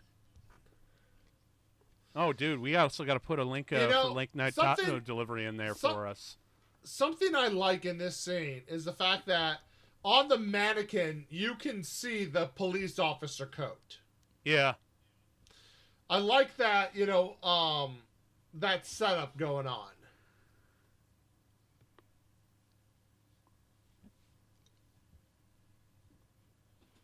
Yeah, see that makeup with his hand? Not good, but again, this is pre-CG, so I really don't care. Hell, there's even shots, if you look really close, it's hard to make out in some of the shots, but the makeup, the prosthetic actually rips off halfway through the shot. But it's really hard to see. They bury it in both kineticism and really quick cuts, so it's cool. Oh, God.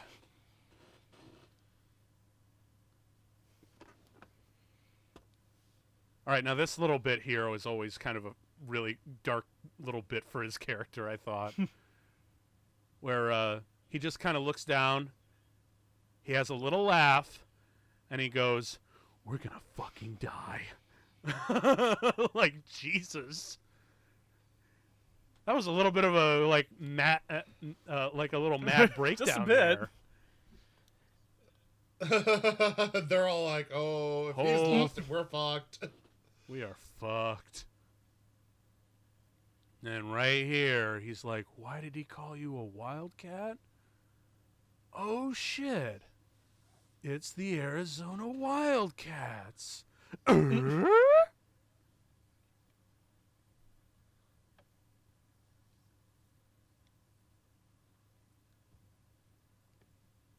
shit. He can see you.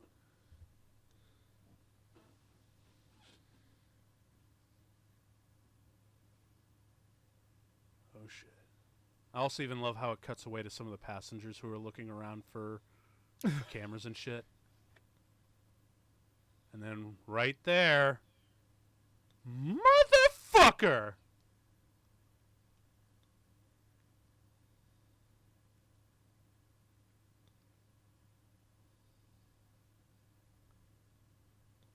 Well, duh.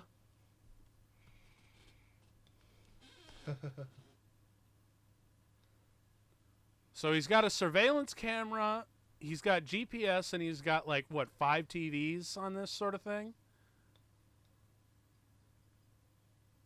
Now you would also think that when the bus does blow up, or the GPS would have picked up on the fact that they were getting unloaded and the bus was going off course, but guess not. I mean, really, who's to say? Mm-hmm.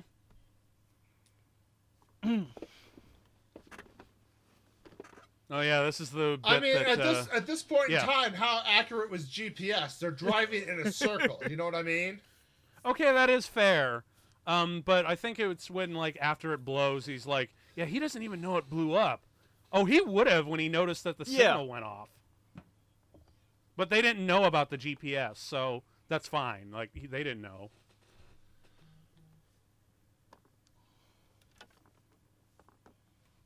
Yeah. And now we get the little Simpsons inspiration, where he's like, we'll just put the tape on a loop, on a constant loop, so we can goof off. From that, got the idea from that movie where the bus couldn't slow down. I love that gag. Oh man, hey kids, remember it's VHS? I do. Oh, I do too, man. Good times. Oh. And you know what? The one thing about the VHS, that wide shot where you see where it cuts to the security camera's POV. What always pissed me off, and this is why I became obsessed with widescreen in my later years, is when it cuts to the monitor of them, and then it cuts to the actual shot of them, because it's in widescreen and I was watching a full screen VHS. It did this stupid pan and scan thing, which I'm like, what the hell is this? And then later on, when I see this movie in its actual presentation, I'm like, oh, okay. So, widescreen forever, bitches. So, this, and I guess that's one more reason why I always thought that, like, what is this stupid wide or pan and scan shit? I hate pan and scan so much. It's such a pain in the ass. I do too. It really is. Hey, dude, seriously, that debris, can we move that? Right? I mean...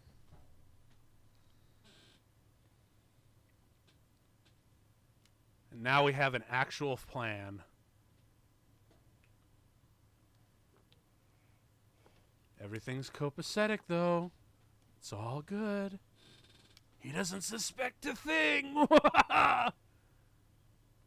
Oh, dude, seriously. These guys are doing, like, moving people from one bus to the other for real. It's kind of cool that they actually had these actors do the stunts. I also love this little shot here with this one woman where she's, like, really fucking hesitant. Again, just little touches like that really make, you can paint a little bit broader picture to the character. It also kind of, what's the word I'm looking for? Parallels the beginning of the movie, too. Yeah, a little bit. And then, of course, I again, even though we probably would have liked to seen this character get killed off, but remember, he's just a tourist. He doesn't know what the hell's... He's just in over his head. So I like the fact that they still give him just a little bit of comeuppance, but ultimately they give him mercy. And besides, it's still just one more moment where you're like, holy shit! Holy shit, holy shit, holy shit! Oh. Yeah, I mean, it's not so much that I specifically want him. I just felt that this movie lacked a collateral damage. Yeah, but again, it's really about that build and release. Because even, again, when he gets on there, I'm still like, the movie wants everyone in the audience to be like, holy crap, that was close. Whew. Like, oh, fuck. See, now, after all that, one of the tires finally go. Well, no, there was a tire that blew earlier. Yeah.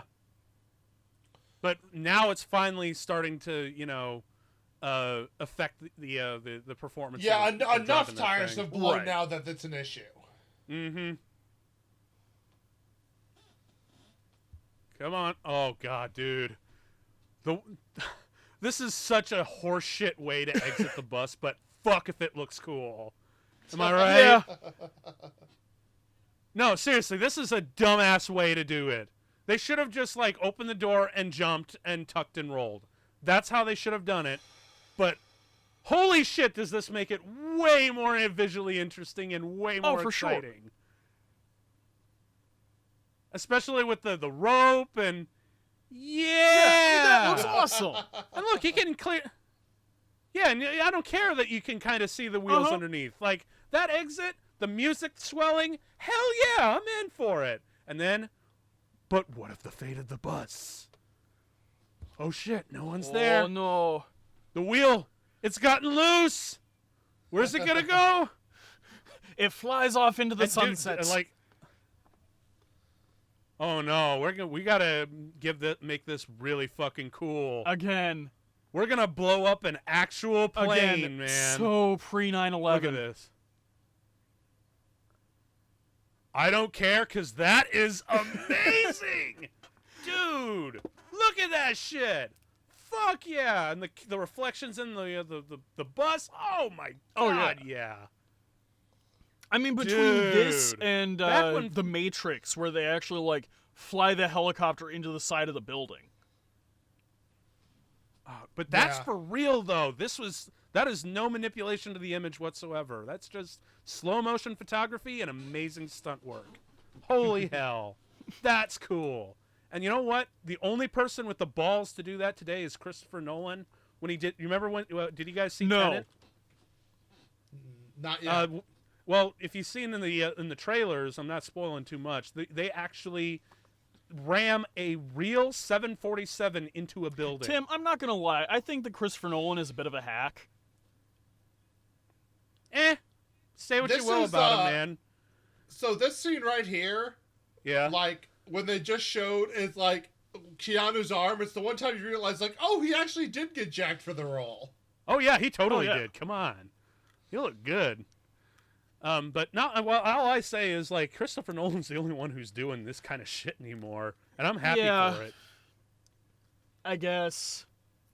It's a whole other Yeah. podcast, I know. Still, it's really fucking cool that they got to blow up a real plane. Like you don't do that. I don't know anymore. that we really need to do the Christopher Nolan Yeah, discussion no. now. Woo! What a damn. But it's also I just really like the sense of what they did. Like with not they're like we can't just blow up the bus. That's not satisfying enough. We already saw just a bus blow up earlier in the movie. Let's make it bigger and just have it ram into a plane at the exact moment the bomb goes off. Like let's go real balls to the wall. Ooh. Yep. Oh man, dude, you weren't kidding. He is jacked. You can shove it up your ass. Oh yeah. It should have been like as soon as the signal was lost on the GPS, he should have. Yeah, known he right really there should and then. have. But it's not really a center point for the movie, so doesn't really matter. Also, I don't think. I'm gonna be real with you. Like at this point, it's 1994. GPS is not nearly as ubiquitous as it is now. That is very true. That shit was cutting edge back in the day. I mean, I think it was still technically a military and police kind of issue equipment, at least up until that point. Well, I think for this kind of stuff, I do think it was being used widely in shipping, as in like ships at like sea. naval vessels and shit like that.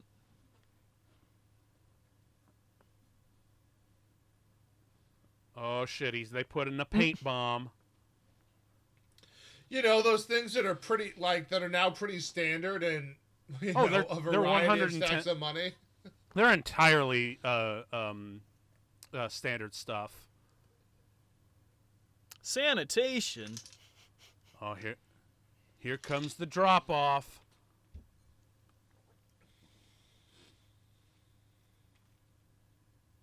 Oh man, look at all that money.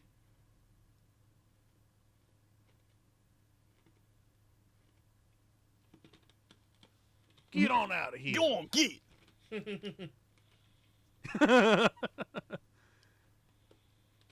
You also gotta love like the way Dennis Hopper's just scouting the area. Boom, one sniper. We got another Two team. sniper, red sniper, blue sniper. Oh, that's probably, you know what? That probably is it. Like, red team, blue team, green team. We're going to have it in a triangulated position. We're going to be a turkey shoot. Has he got a gun? I don't know. Red team go. Red team go. JFK style. On this shit here. Oh, crap, it's a give!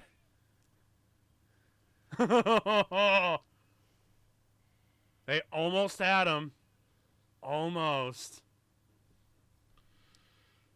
Oh yeah, there's the one thing that doesn't play about this part with me is like, even if he went there, why would they have brought her along or let her come? I guess that they were on the move so quick they didn't really know what to do. But then again, they wouldn't leave her with somebody like.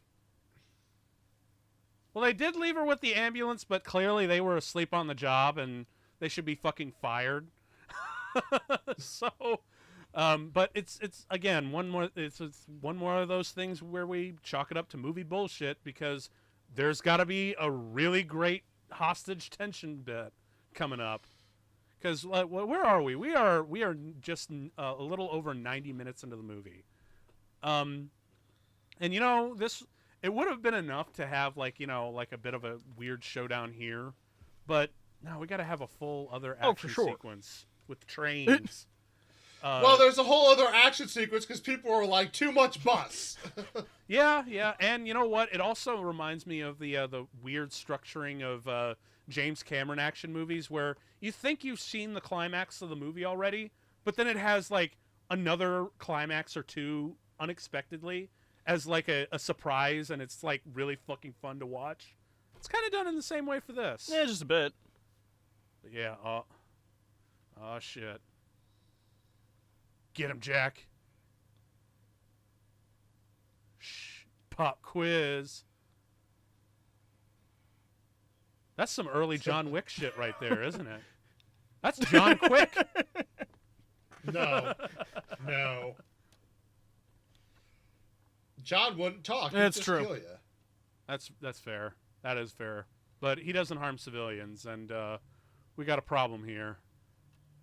A really fucking big problem. Actually, how amazing would it have been if he's like, "You're the bomber the whole time?" No. That would have been. I'm sorry. It's just the way, like, if you had edited this like just the right way, you could have been like, "It was you." So that line, by the way, is a lot. Be prepared. It's the Boy Scouts marching song. Oh, it's yeah. the opening line from a Tom Lehrer song. It's a Tom That's true. Lehrer lyric, and I am a huge Tom Lehrer fan, so I love that.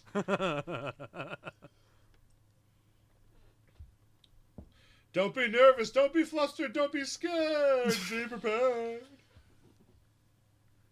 Take the money and walk. Take your money and run. Go on and take your money and run. And The this beauty shit of it. right I'm here an where he's like, artist. "Made to explode." Stupid. I'm inspiration. A muse has no place in battle.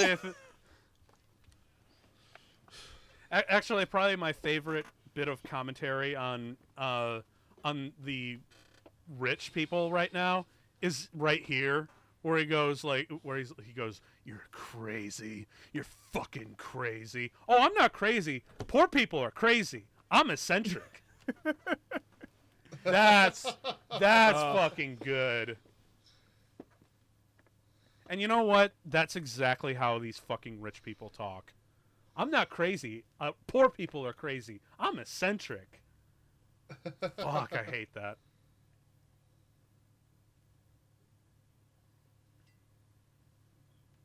Aren't you a cop? Oh shit. Okay, I'm getting in. I'm doing it. Okay. I'm doing the Okay. thing.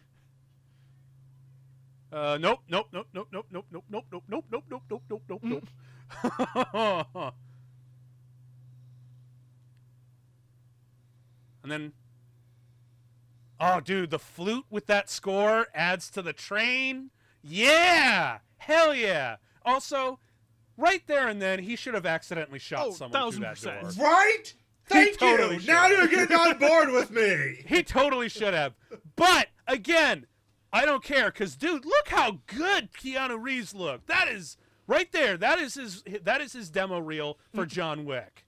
They even have like a sequence in the subway as John Wick. Like they totally, that's totally his sizzle like his non-existent sizzle reel. That's in the second one, but yes. Yeah. I still need to see John Wick. Oh shit. Oh dude, John Wick's so fucking good. You will not be yes. disappointed.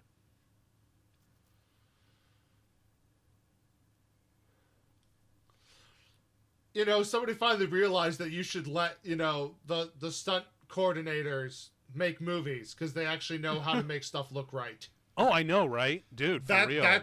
That's the genius of John Wick. Well, yeah. I mean, it was directed by Keanu Reeves' stunt guy, or a stunt double for The Matrix, Chad Stahelski. Oh man, he didn't need that. See, there's some more collateral damage for you. You happy, There. Sean? Is the death count high There. enough for you now? Are you happy?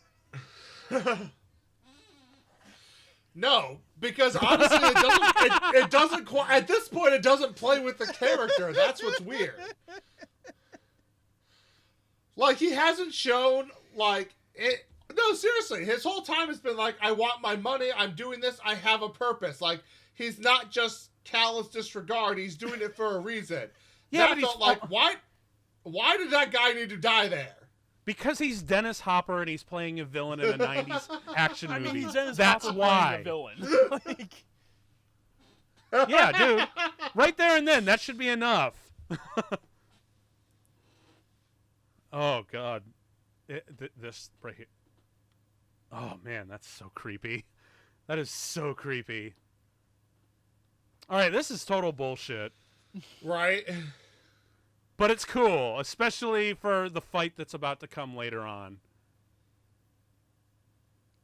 And he immediately knows that it's him.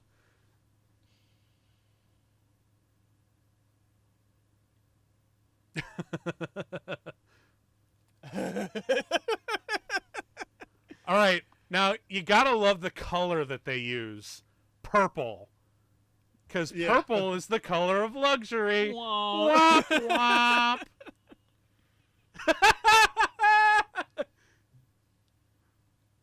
Now you know why I'm called Howard Payne, bitch! Oh, fuck.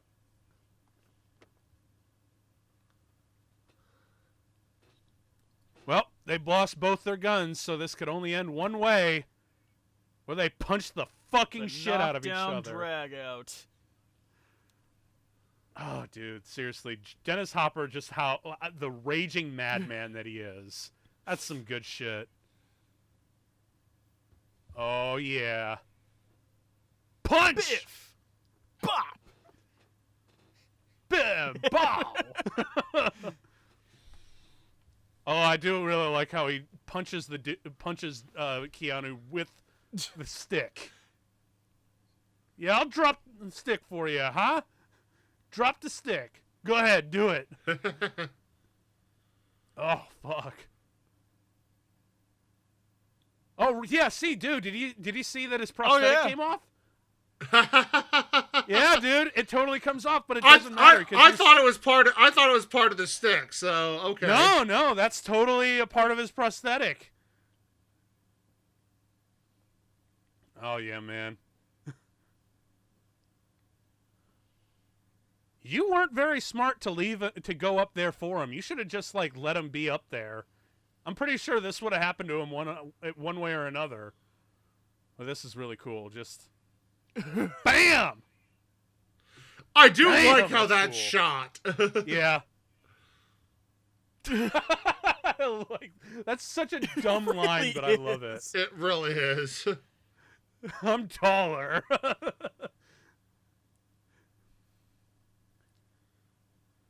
And this also equally dumb, but you know what? It's kind of obligatory at this point. Take it all off. Slowly. We've already got the stripper pole. Why not? Wow, they really do have everything for a really fun sex romp. They've got handcuffs. They've got a pole. And this does not play at all. Come on. Oh, with all the controls being fucked up from the bullets? Well, they're saying the controls are messed up and the brake doesn't work, but the accelerator works. Just decelerate. You know how slow those things go when they're all the way slow? Why does the answer have to be speed up? It makes no sense. The reason being, Sean, is because this movie is called Speed. Okay? It's movie bullshit. It's unnecessary you know movie bullshit. You know what? Again, it's about getting that thing. It's about maintaining the momentum of the action. That's really what it is. Because you're right. They totally should have just decelerated and stopped. But it's way more fun to just go faster. Because remember, in this movie, the solution is not to slow down. It's to speed up, because speed is the name of the movie. Speed is essential. I said speed is essential. It is essential. Yes.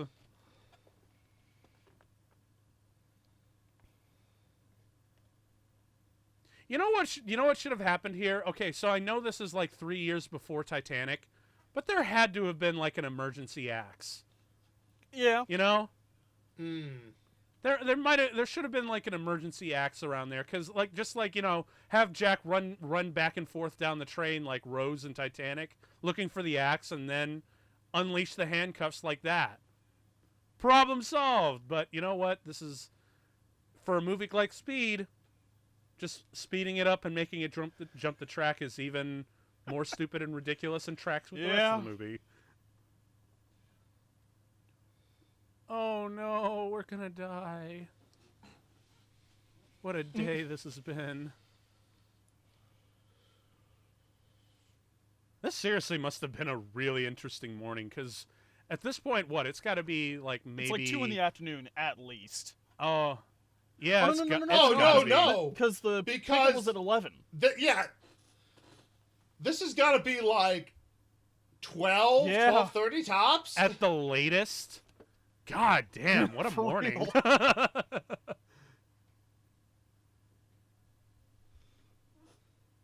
Oh, shit. So, they didn't change the route or anything. They just sped it up. So, why are they going into this construction area? That is a good question. Oh, no, they said earlier, like you heard on the radio, that the line's not done. Then, weird. Right, because like nothing's cool, finished in this movie. Oh, this is really cool. Subway, not finished. Freeway, not finished. Nothing's finished in this movie. When I say it aloud, you're gonna not be able to unsee it, but those are models. That's miniature work. And you know what? Like, it's even in the composite images, like even for 95, that tracks really well. This is really cool. Boom! Oh. I mean, look, some of the best model work ever done in cinema was done in like the early 80s, so yeah, I mean, I'm not surprised that tracks well in 94. Because, come on, you can't tell me the model work for the cityscape in Blade Runner is not amazing. True. So if you can make that look real, that was the real. building model still exists, and it's actually in New York. Yeah. I have seen it.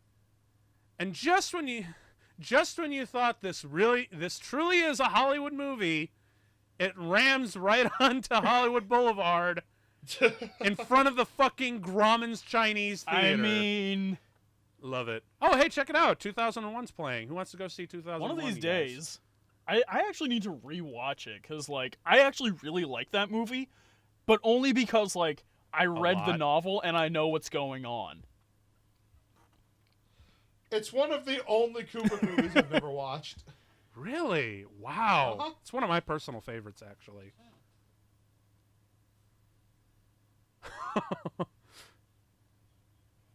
Yeah, man, with all that adrenaline and all that morning, you better believe it. That they'd just be like, holy fuck, that was dangerous. Let's bone.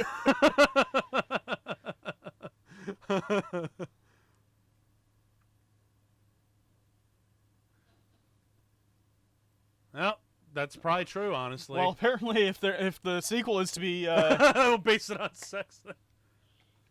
Because that works so much better. Woo! And everyone's just taking pictures like this is gonna be their sex tape later on. Pam Anderson's got nothing on this. Creepy voyeurs. Woo! Yeesh. Damn, that was a ride.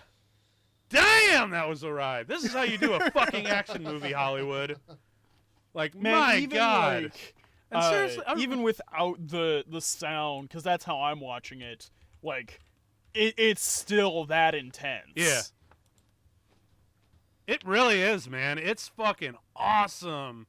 But it's really because, and now we've got Mr. Speed playing, naturally, because we got to remember this movie is dumb, and it's okay.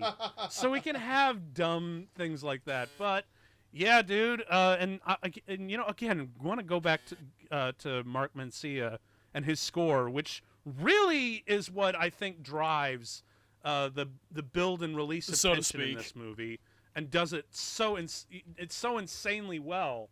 I kind of wish that he was having more work, because I know he did music for Twister, which was also directed by John Bont, and he also did Tarzan, a little bit of Moana, but he never really got to do like him. I don't know if it's like a career choice or anything, but this shit was fucking great, and I'd like to see more music from this guy, because if I ever do an action film and they ask for someone to score it, like, oh, who do you want? Like, we could get Ludwig Göransson or Alan Silvestri or whatever. I would be like, I want this guy, because this is how you score an action movie.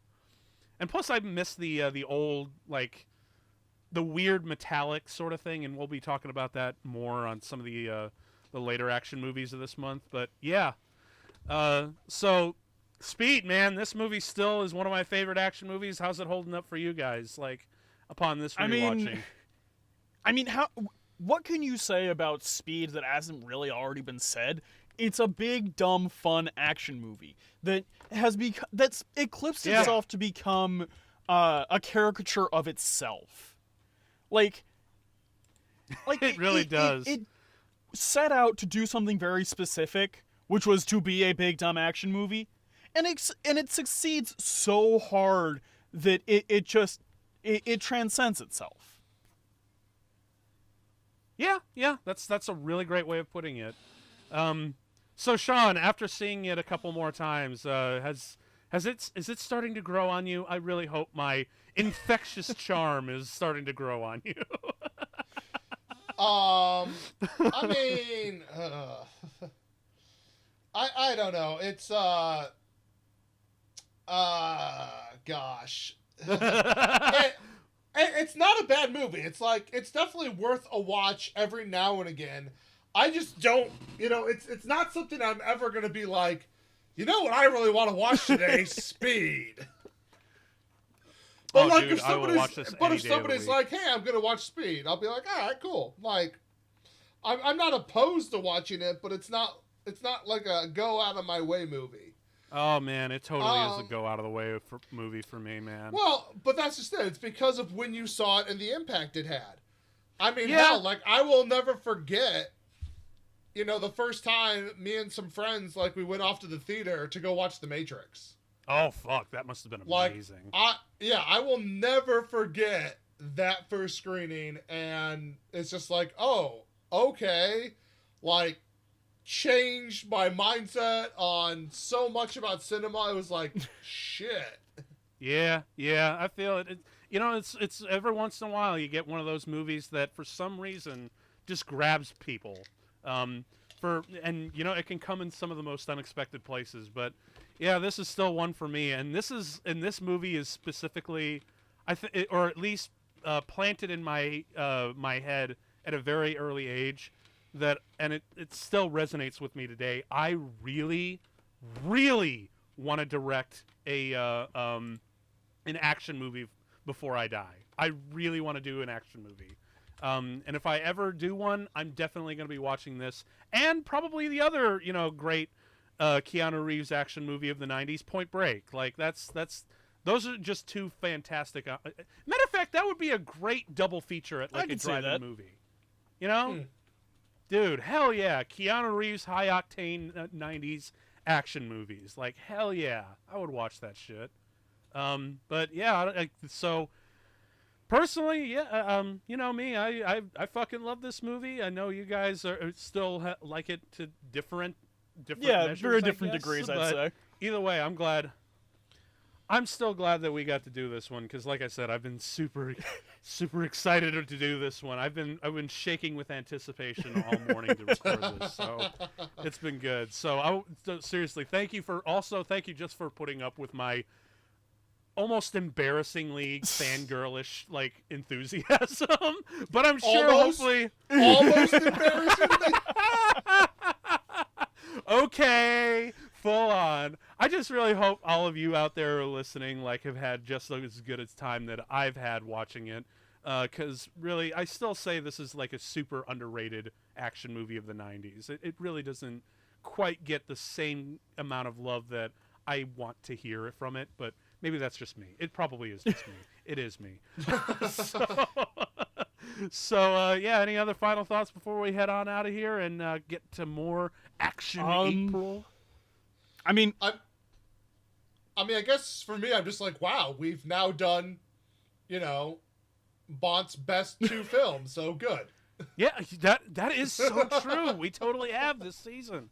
We did Twister a couple months ago, and we did Speed now, man. Like that's fuck yeah. And what about you, we John? have covered the necessary bases. Yes. I'll be honest with you. I haven't recorded a podcast in a very long time now.